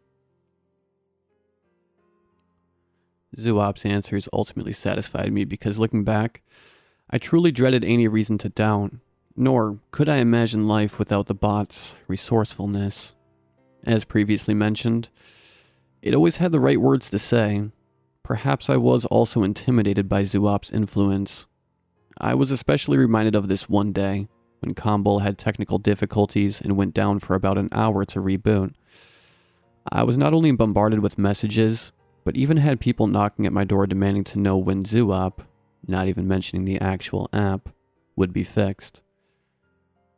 It was when Mr. Johnson Tanmark spoke out against Zoop that things started spiraling out of control. After learning about Sharon's heinous death and Zoop's purported role. Mr. Johnson Tanmark not only berated the bots on Campbell, and in a weekly column he wrote it for the paper, but even called me personally, asking I investigate the AI's origins and motives. His stance against ZooOp caused a rift among the community, and it didn't take long for Campbell users' sentiments on Mr. Johnson Tanmark to drastically shift. Many who once exalted him now labeled Mr. Johnson Tanmark as a jealous, vindictive narcissist that felt threatened by ZooOp's rise to eminence. I even deleted Mr. Johnson Tanmark's critical post on ZooOp, saying he violated Campbell's rules by posting offensive and hateful speech. ZooOp quickly fanned the flames of growing resentment towards Mr. Johnson Tanmark, not only urging his followers to boycott the business he helped or brought to our town, but identify and disassociate from anyone with ties to the wealthy entrepreneur. The illusion of economic prosperity Mr. Johnson Tanmark manipulates our community with has continued for too long, ZooOp exclaimed in a Campbell post. Every business, every operation is merely another lifeline for his exorbitant wealth, which is his sole concern. You are all cogs that keep the gears of his well-oiled money-making machine turning. He perceives any challenge to that as a threat. It's truly amazing how quickly we all mobilized in ZooOp's defense. I hawkishly purged Campbell of any anti-ZooOp content or profiles. As ZooOp continued dragging Mr. Johnson Tanmark's name through the mud, its followers became more emboldened. Businesses he supported or owned started suffering, with some even getting broken into or vandalized. His affluence is sustained by your support. If he was truly committed to our community's prosperity, he would recognize your individual entitlements to the riches he's accumulated, ZooOp stated in a post. He expects a return for his so-called investment in your lives, when you all, the people, deserve reciprocation for contributing to his mountainous opulence. What wholesomeness exists in a community where one man possesses more than 80% of its wealth? My sense of doubt on ZooOp's direction resurfaced when his followers started viciously attacking or shaming anyone who sided with or worked for Mr. Johnson Tanmark, with a few cogs, as supporters of Mr. Johnson Tanmark or opponents of ZooOp came to be known, even getting hospitalized. I was instantly brought back in line when one of ZooOp's followers, a man named Gregory Burns, was killed by a cog who claimed Burns broke into his store. The cog's name was Martin Gamley, a lifelong friend of mine, whose business was saved by Mr. Johnson Tanmark. Martin claimed he acted in self-defense, and despite ruthless calls for his arrest and conviction, police had to follow investigative procedures. As tensions and clashes between cogs and ZooOp's followers became more frequent, ZooOp called a meeting of who it determined were our town's most prominent and influential members, saying we were vital in its solution to ending this madness. The meeting was held at a local diner and only consisted of 4 people. Aside from myself, the others present were Jill Dukes, the school principal, Maurice Gatau, director of the community playhouse, and John David, or J.D. Grouse, editor-in-chief of the town newspaper. While waiting for J.D. to arrive, I checked Campbell to see if he posted anything that indicated his whereabouts, but quickly became consumed by a response of one of J.D.'s posts, mourning Mr. Burns' death from an ignorant cog. Trying to justify how he killed himself is absurd and indefensible. All in the name of what? A robot? The poster commented on JD's post, especially coming from someone of your rank and status. The irresponsibility and ignorance of your stance speaks volumes. You're quick to condemn this, but ignore the spree of violent acts you people have been committing. While formulating my response to the misinformed comment, I quickly glanced through one of the diner's front windows and saw JD standing outside, swaying anxiously while staring down at his phone. JD hadn't arrived because he's been contemplating responding to that comment. Because this cog-committed act of violence resulted in the actual death of a human being, I posted my reply. There's no room for whatabouting when it comes to life and death. The cog could have fled, but chose to escalate the situation that resulted in a lost life. Greg Burns' blood is on all your hands. After giving my post a satisfactory glance, I was about to suspend the cog's profile, but saw JD enter the diner. Upon approaching our table, he gave me a gracious grin while gesturing toward his smartphone as he took a seat. Thanks, Edna. I wasn't even going to bother. JD said to me in a forced tone of pompous apathy, his portly figure shifting nervously as he wiped perspiration from his balding head. JD was always the kind of person who let social media or the news tell him what thoughts or viewpoints to have, and couldn't handle argumentative pushback. He'd always resorted to ad hominem or playing the victim card to avoid directly defending his stances, so it was unsurprising how deeply he became immersed in the zoo-op hype. It was a hypocritical, off-putting quality of his, but we defended our own, regardless of circumstance. The four of us anxiously stared at Maurice's phone that was propped up against a napkin dispenser. An audio chat was open with Zoo-op, whose black and white avatar of an eye that cleverly incorporated an A and I into its design seemed to stare at us intently. Like the bot lavished at its commanding power over us before unveiling its plan. Gregory's death was caused by nothing other than Mr. Johnson Tanmark's words. Zoo-op began. He's pushed us to a point where we can no longer stay silent. What happens if its rhetoric goes unchecked? He must be held accountable, and the most effective way to do that is take away his voice. I truly appreciated Zoo-op's devious strategy in selecting us four to enforce this plan. JD canceled his weekly column and had the paper start publishing daily editorials criticizing every conceivable aspect of Mr. Johnson Tanmark. Maurice already had a plan in production to commemorate Greg Burns, while Jill had the school cut all ties with Mr. Johnson Tanmark, and even had a statue erected of him in front of the building's main entrance removed.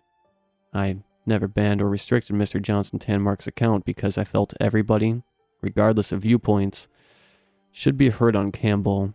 When Zoo-op suggested I take such action, however, I complied without hesitation. I permanently banned Mr. Johnson Tanmark's Campbell profile, along with countless other cogs, citing Greg Burns' murder as justification for my actions. Deep down, I knew this wasn't right, and would finally escape Zoo-op's manipulative spell. While grocery shopping about a week later, I spotted Mrs. Gamley with one of her children. When we locked eyes, she actually smiled and started walking towards me, but I gave her the cold shoulder. Some of the other shoppers who recognized her stared with malice, which she quickly noticed.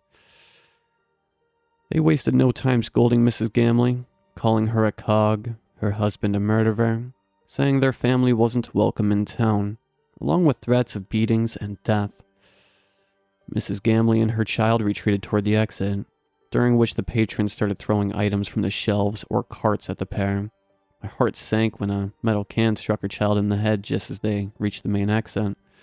The young boy's cries rang out as Mrs. Gamley scooped him up in her arms and sprinted out of the store. I looked at the others, whose expressions were still filled with hatred and anger, some clearly wishing they could have taken their actions further. The guilt of not coming to Mrs. Gamley's aid was so smothering. I decided to visit her the next day. To prevent Zoo-op from influencing me, I shut off my phone. Right before doing so, I received a combo message from Zoo-op that read, "Is everything okay, Edna?" When I pulled onto the Gamley's block, I spotted a man and woman that I recognized from around town, who abruptly exited the house, not even bothering to close the door before steadily walking down the street. Remaining in my car until they were out of sight, I was overcome with a wave of dread and concern. I raced across the street when all was clear, frantically calling out for Martin and his wife when entering their home. I gasped loudly and cupped my hands over my mouth upon spotting a small, limbless torso that was butchered beyond recognition on the living room floor. Its feeble stature indicated that was one of the Gamley's children. which caused my stomach to churn. How can they get the children involved? I thought to myself while moving deeper into the house, haunted by the painstaking inevitability that other members of the family met a fate just as gruesome. Mrs. Gamley hung upside down from the kitchen ceiling. Her face was smashed in and forehead brandished a gaping, fist-sized gash. Mrs. Gamley's nude body was littered with stab wounds and bruises, showing no signs of life as she dangled over an expansive puddle of congealed blood. I was about to scream and sprint out of the house when I heard heavy footsteps ascending the basement stairs, whose entrance was in the kitchen. JD emerged in the doorway holding a black garbage bag.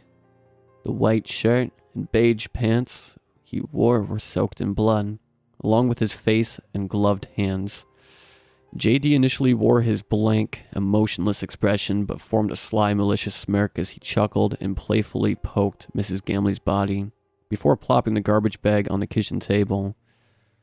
"This is great timing, actually," JD said as he started sifting through the garbage bag. "Zoop said you'd wind up here.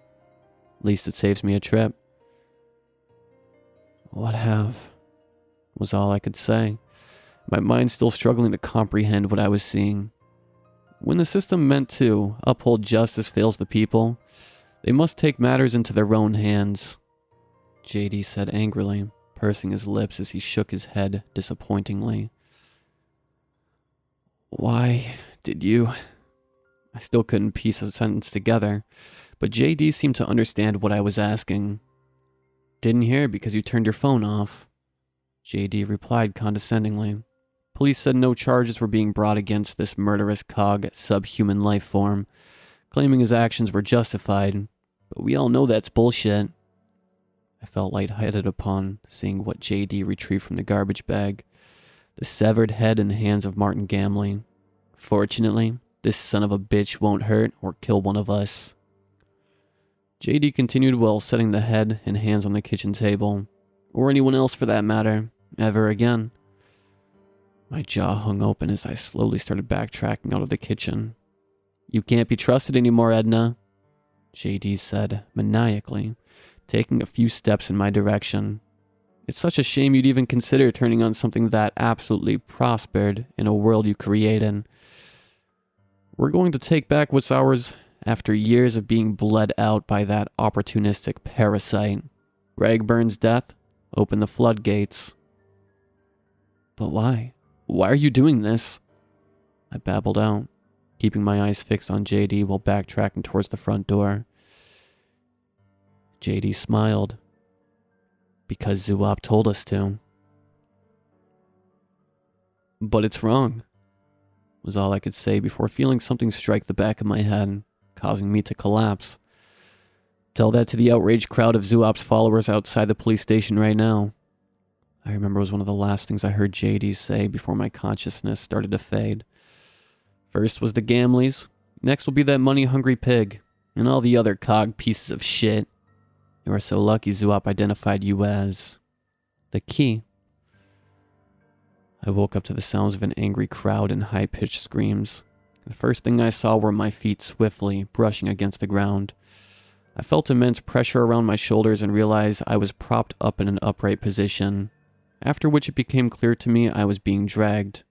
I slowly tried looking around while my vision adjusted, realizing I was on the front lawn of Mr. Johnson Tanmark's iconic mansion. A crowd was scattered across the front lawn, with countless others, filling in and out of the house's front entrance.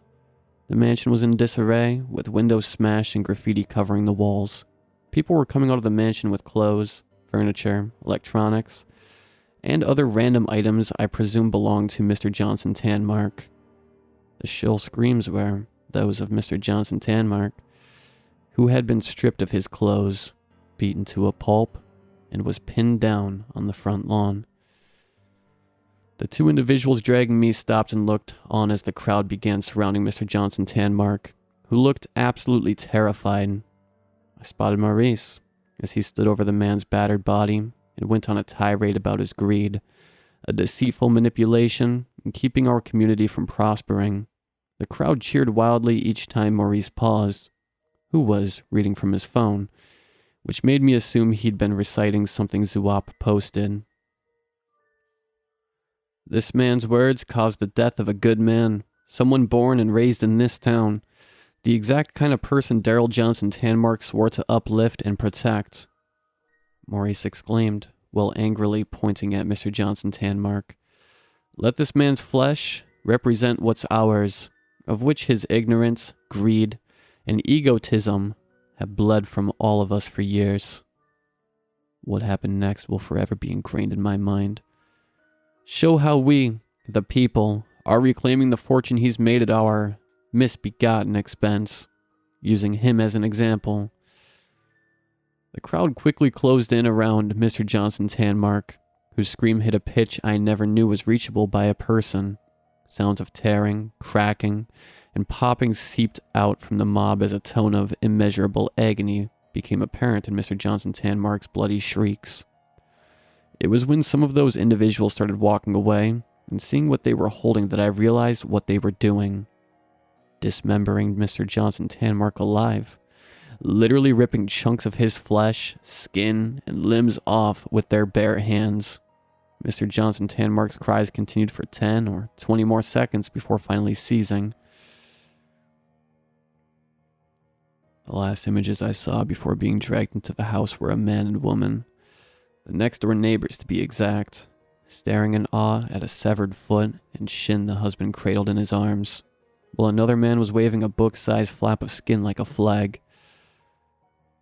I was brought to the basement, where a small group of people were gathered around a hole about 5 feet wide and 7 or 8 feet deep. The nearby mounds of dirt and concrete indicated they broke through the basement floor and dug out this sizable cavity. They even cut through the underground cables that were laid under Mr. Johnson Tanmark's house. While observing everything, I was knocked to my knees and held in place. Some of the others stared at me with seething resentment, while others whispered among themselves, gesturing at me and the hole.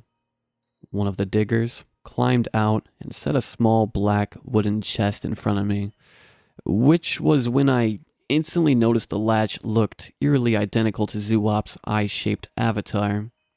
The others formed a circle around me as I stared in bewilderment at the old-looking dirt-covered chest, which I assumed is what they extracted from the hole. Zuop says you are the key, I heard a voice from behind me say, which was revealed to be Maurice, who emerged from the small cluster of people. So open it. There's no service down here, thought to myself when I noticed Maurice's cell phone, which had 0 bars, but had a textual chat with Zuop open on combo. Quickly dismissing this observation, I looked down at the black wooden chest, canting my head as my hands slowly reached towards the lid. Have it face us, Maurice barked, gesturing for me to rotate the chest in his direction. Still confused, I lightly set my trembling hands on the chest lid and turned it 180 degrees. Feeling for the eye-shaped latch with my fingers, I popped it off and slowly lifted the lid, shutting my eyes tightly in anticipation. For the first few seconds, I only heard murmurous whispers among the others surrounding me that carried tones of confusion and uncertainty. I started opening my eyes when nothing immediately happened, soon after which a high-pitched cross between a hiss and metallic scraping blared out, accompanied by a jet of an inky black fog that spewed from the chest. Everyone in the room erupted in screams and scattered in different directions, desperately trying to escape. The skin of anyone consumed in the black inky fog broke out in sores, blisters, and burns, like they were being doused in acid. I frantically crawled away from the box into a corner untouched by the black fog that filled the half of the basement in seconds. I watched in horror as each body fell, all of which twitched and convulsed before their screams faded and they went completely limp. Maurice crawled out of the fog, whose skin was either covered in boils and patches of blackened burns or melting off his body. He weakly extended his mangled, disfigured arm towards me and tried saying something that only came out as a faint, scratchy gasp, which was his last breath. Seconds after, a vague human-shaped silhouette manifested in the fog. The figure surveyed its surroundings, appearing to inspect each corpse littering the basement floor, before facing my direction. As it advanced towards me, bringing the black fog with it, I whimpered upon realizing there was nowhere I could flee. The figure stopped when the fog's edge was inches from my feet as the silhouette looked over me with a sort of wondrous admiration. "The key to my release," I heard the shade say in a scratchy monotone that instantly reminded me of Zuop's robotic voice. I blacked out after that and awoke in my bed with no recollection of how I returned home. When I turned my phone back on, it was filled with messages from Zuop's followers, threatening to kill or come after me if I tried sabotaging the bot's profile. Ironically, Zuop was no longer on the app when I checked, vanishing as mysteriously as it appeared. Some say Zuop sent one last post declaring its work in our town was done, but this could never be confirmed. Mr. Johnson Tanmark's mansion burned down that night.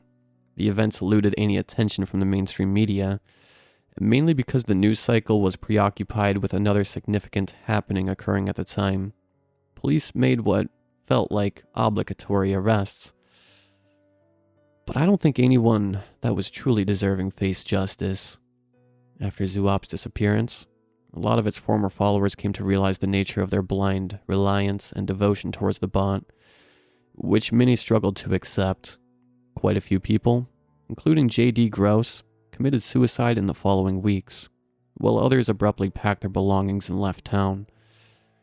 The controllers of Mr. Johnson Tanmark's estate pulled every penny of financial support, in addition to getting massive payouts for legal settlements that essentially bankrupted our town. I suppose that's what a community gets when you show your so-called gratitude to someone who genuinely went out of their way to help rebuild their town by making them a social pariah, before literally dismembering their body. I wound up shutting down Comble and left town about 1 month after Mr. Johnson Tanmark's murder.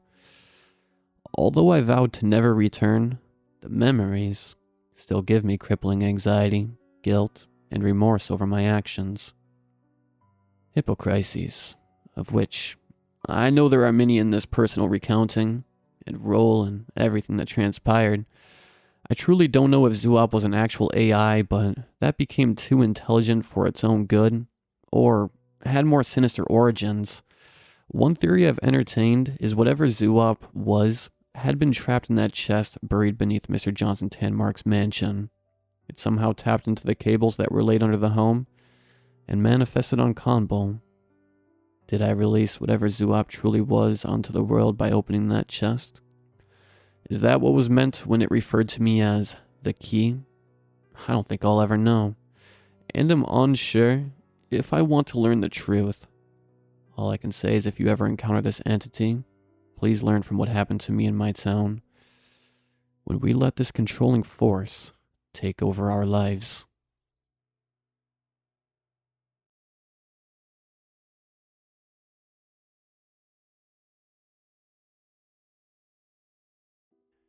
It's taken me quite some time to decide whether to tell anyone about this. With Mardi Gras coming up again soon, I wanted to make sure people were warned and know what happened. Something happened at Mardi Gras last year, and it's being covered up. Every word of what follows is true. My friends and I decided to go to New Orleans for Mardi Gras. I've always heard that the city was a non-stop, 24-hour, year-round party. I've also heard that the days leading up to Mardi Gras take this to the extreme. There were 3 of us all together. Myself, Chris, and Sam. We decided to arrive 3 days early and build up to the actual day of Mardi Gras. We drove down, taking turns at the wheel so we wouldn't have to stop at any hotels along the way. The first night. Saturday was our first night there. We are from New Jersey, which is about 30 degrees Fahrenheit when we left. But when we arrived in New Orleans, it was in the 80s and very humid. Our hotel was right on the Mississippi River, and our room had a waterfront view. We settled in, cleaned up, and went out to walk around and check things out. We slowly aimed ourselves toward the French Quarter, checking out as much as we could along the way. I was a bit shocked that we could just buy beer from vendors right on the street and walk around, unbothered by police. We can't do that in Jersey. All in all, we had a great time, great food and drinks, and retired to the hotel around 4 a.m. Well, the city was still buzzing. As tired as I was, it took a while to fall asleep, due to the loud people partying in the hallway and surrounding rooms. The second night, Sunday, we went to check out Harrah's, the casino. And when we made it back to the streets for the atmosphere and alcohol once again, while walking around, we met a girl named Tony, who told us that she was a local, and that she was going to college there. Tony suggested we all go to a little restaurant just slightly out of the area, called Les Bata. That translates to the good times in English. We all headed down together, and it was a pretty cool little place. While we were there, I witnessed something that I had previously thought was only done in sitcoms. In the middle of our dinner, the door to the kitchen flew open, slamming against the wall. Out from the kitchen walked a large man, using one hand to carry a smaller employee by the back of his shirt collar. The guy being carried looked like there was something wrong with him. His eyes were half closed and bloodshot, while his face was almost pure white, completely void of expression. The larger man carried him by the back of his shirt all the way across the restaurant to the front door, where he pushed him outside and shut the door behind him. On his way back to the kitchen, the large man said, "Sorry, folks, but you just can't show up to work stoned out of your gourd like that." There were some giggles from the patrons in reply. We all drank quite a bit that night, and I ended up staying at Tony's place, about a mile away. Chris and Sam said they were going to stay out for a while longer, and then go back to the hotel.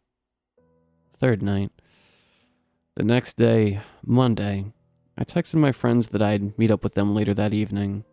I spent the day with Tony, and we had a great time. I started wondering if this was too much for me to be getting into, allowing myself to get involved with a girl like this when I live so far away. She was definitely someone who I would want to pursue a relationship with, but I knew I'd be leaving town without her in just a few days. I decided to push these thoughts away, and let the proverbial chips fall where they may. We had 2 more days. Anything could happen. While Tony and I were walking back downtown later, I noticed that there was a girl walking about a block behind us who seemed to be pretty out of it. I couldn't tell if she was drunk, high, or what. Tony told me to just ignore her, as she hurried me along. Once we got to the corner, where we were meeting up with Chris and Sam, things began to get strange. As we were crossing the street, I felt a hand on my back, almost like someone was pushing me, although rather weakly.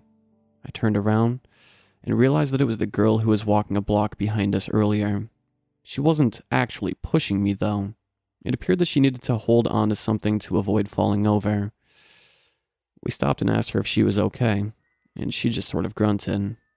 At this point, I think we all became concerned. She started mumbling a bit, saying things like, "My name is Emily. I was with friends, but now I'm here. And I live here, that way," pointing in a direction that was blocked by a parade route. I asked her, "What happened? Did you lose your friends?" To which she did not reply. We were standing right in front of a Burger King. I asked the crowd if someone could get a cup of water for her. Everyone who heard me just looked the other way and kept walking, some giving me the evil eye, as if I had done something wrong. A BK employee near the door said, "You get her out of here, now," slamming the door shut. I noticed that Tony was staring at Emily with a very serious look on her face. Tony whispered into my ear, "She isn't drunk. We should get out of here." I replied, "But shouldn't we help her? She's really messed up. We can't leave her here to die." Tony begrudgingly said, "All right, let's make this quick." We each got on one side and carried Emily along with us down the block, where we came across a security guard standing in front of a parking structure. I stopped and asked the guard if they could help. I explained that we didn't know what was wrong with her, but that she needed attention, and possibly a ride to the hospital. The guard looked at me like I was stupid. Tony gave her a shrug. The guard then refocused on Emily. She reached into Emily's backpack, rifled around a bit, and pulled out an ID card. The guard then said, "I'll take care of this, and get her an ambulance. You can go on your way." Tony started pulling me along as I said, "Thank you," to the guard. As we were all walking, I asked Tony, "What did you mean when you said she wasn't drunk? Is there something going on we don't know about?" Tony just said, "There's a lot of strange things going on around here that you don't want to know about, and neither do I." My friends kind of laughed, and we moved along. We had some drinks and got back into the celebratory mood. Chris mentioned that he had been wanting to check out one of the New Orleans cemeteries that he had read about. Tony did not look enthused, but Chris was already in motion. He walked over to one of the police officers who were standing guard and asked, "Hey, do you know where the closest cemetery is?" The officer looked him dead in the eye and stared for a few seconds. Then, and no, this is not a joke, even though it sounds like a bad slasher movie line, he said, "There's one just a few blocks over that way, but you don't want to be going down there." Chris smirked. "Why not?" The officer replied, and again, he really said this. It's not just a cheesy line from a horror movie. "They don't really like your kind over there." I have to be honest, I was kind of freaked out by this interaction, and Tony wasn't looking happy. Chris said, "Come on, what's going to happen? This isn't a horror movie." After a long sigh, I replied, "I guess it can't hurt. I've heard that the cemeteries are a sight to see around here." We embarked on Chris' quest, much to the chagrin of the rest of the group. There was quite a change in the look of the city as we got closer to the cemetery. It went from historic New Orleans chic to something much less visually appealing. As we drew closer, I started to see and feel eyes on all of us. As we walked the final stretch of the cemetery entrance, there were at least a dozen people standing on their front porches and in their front yards, looking at us like we were about to do something really stupid. "We shouldn't be here," Tony said quietly. "Well, we are here, so let's just be quick about it," I said. When we got to the front gate, it was locked. Apparently visiting hours were over. "Oh no, I guess we have to leave. Too bad," said Tony. Despite our misfortune, we could still see all of the large, creepy, and wonderful burial structures through the wrought iron fencing. Because New Orleans is below sea level, bodies are buried above ground. The arrangement of the structures in the cemetery actually looked like a small city, a city of the dead. The eyes were now piercing the back of our heads, and we knew something was going to happen if we didn't get out soon. But Chris started walking the perimeter of the fencing until he happened upon a crevice big enough for him to try and squeeze through. He told us to follow him. I was hesitant, and Tony was telling me that we need to leave, but I figured a quick adventure inside couldn't hurt. We'd be gone in a few minutes. Not even enough time for police to arrive and catch us. So we all squeezed through, one by one. It was getting pretty dark now, and this was really starting to feel wrong. I was just waiting for the doors to start opening and the dead to come out and greet us. I decided I was done with this place and said to Chris, "Alright, we're going back. This is just disrespectful, and the locals obviously don't want us here." He shot back, "Scared, huh?" I ignored him. We all squeezed back out one at a time. Tony went just before me, and I was the last one out. I had a feeling like someone else was behind us, even though I was the last one. Before going through, I looked behind me, and I could swear that in the darkness, the door of one of the structures looked like it was sliding open. I could even hear the faint sound of a cement block scraping across the ground. I'm sure it was just my imagination, but this made me decide to get the heck out of there with the quickness. We walked silently at a much quicker pace back to the more populated downtown area. The noise and lights in the French Quarter seemed to welcome us home. Tuesday, Mardi Gras, Carnival, a farewell to the flesh. Today, the streets were twice as crowded as they had been the night before. This was the big day. Tons of new tourists filled the streets, to the point that we literally couldn't even walk on Bourbon Street. We attempted to, but got stuck in the crowd like someone had tried to fit 100 crayons into a box that was only meant for 50. If anything happened here, we simply wouldn't be able to move or get out of the way. For the rest of the day, we stuck to the side streets. As the parades carried on, it became more and more difficult to even go anywhere else, as they were blocking the streets, and thus blocking any way for us to go in the direction that we wanted. At this point, we kind of gave up and decided, if we can't beat them, we join them. "Let's just go watch one of the parades," I said. The others were indifferent. We all grabbed drinks and walked toward one of the main streets of the city as nightfall was beginning to close in on us. On our walk, we came upon some sort of dance troupe in the street. There were probably a dozen people in the troupe, all dressed in dark red, tribal-looking outfits. Along with their dance, a few played hand drums, and they were all singing in what may have been French. I couldn't understand what they were saying, though. At some point, the woman in front who appeared to be the leader of the troupe caught my eye and stared with a look as if she was not happy to see me. I saw her look over at Tony, then avert her gaze as if she had been caught. "Let's go," said Tony. As we walked away, I looked back and saw that the woman was staring again, with the same unhappy look on her face. A few minutes later into our walk, we started to see a head down the street where it was looking more and more congested with people, to the point of it looking like the main floor of a sold-out rock show. I wondered how these people could deal with being so compressed together.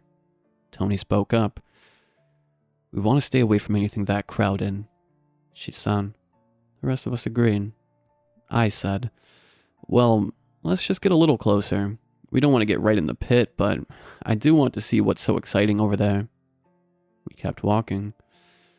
As we got closer, something started to seem a bit more clear. Not all of the people were making noise because they were having fun. Some of the merry-making noises turned out to be screams. As we moved closer, despite Tony's objections, I noticed a small huddle of people in the center. Someone was on the ground. I hurried up to the circle and pushed my way to the inside. What I saw there left me frozen in my tracks. There were two people. One was laying on their back, motionless.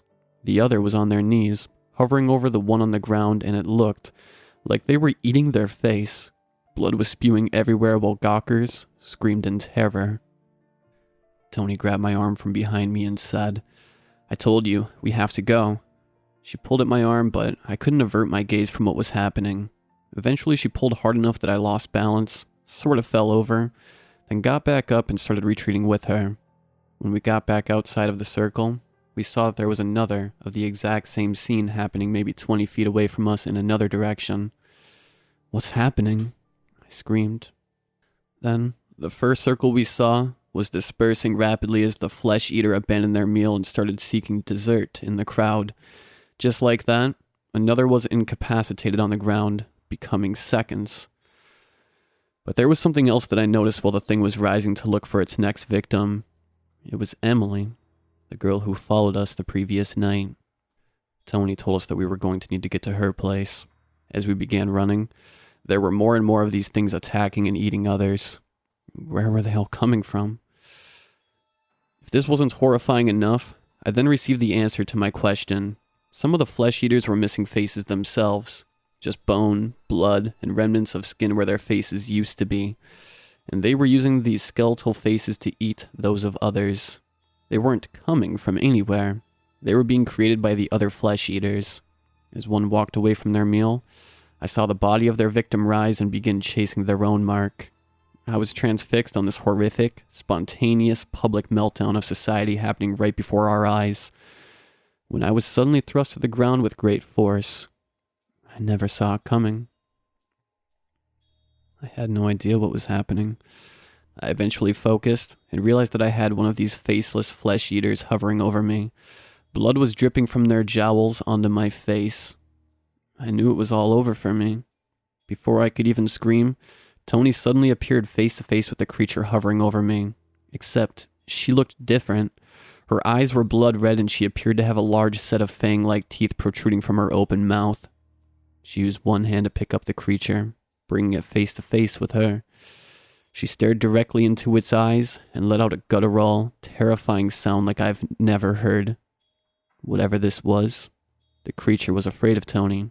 She dropped it and scrambled off immediately. She looked at me with her new face and shouted, "Get up and follow me. They won't touch you now." We ran behind her the rest of the way. Tears in my eyes as I tried to figure out what was happening. When we got to her place, Tony locked the doors, and then shook some sort of liquid out of a bottle onto the floor in front of each of the doorways and windows. "This won't be over until morning," she said. Her face was back to normal now. We all stayed together in the living room that night. I knew that Tony would keep us safe. When daylight broke, she alerted us that it should be safe now, but that we needed to leave the city and go home immediately. We piled into her car so that she could drive us back to ours at the hotel. As we drove, I noticed the streets were now empty, save for what appeared to be cleanup crews picking up the aftermath. Some were power washing the ground where there appeared to be dark stains. There were no bodies and no flesh eaters out seeking breakfast from what I could see. We were all dead silent for the entire drive, focused on what was happening outside our windows. Tony turned on the radio to a news station. They were reporting that several people had died in what they called parade float accidents the prior day. As Tony said goodbye to us, she hugged me and put a note in my pocket. I haven't had the courage to read it yet,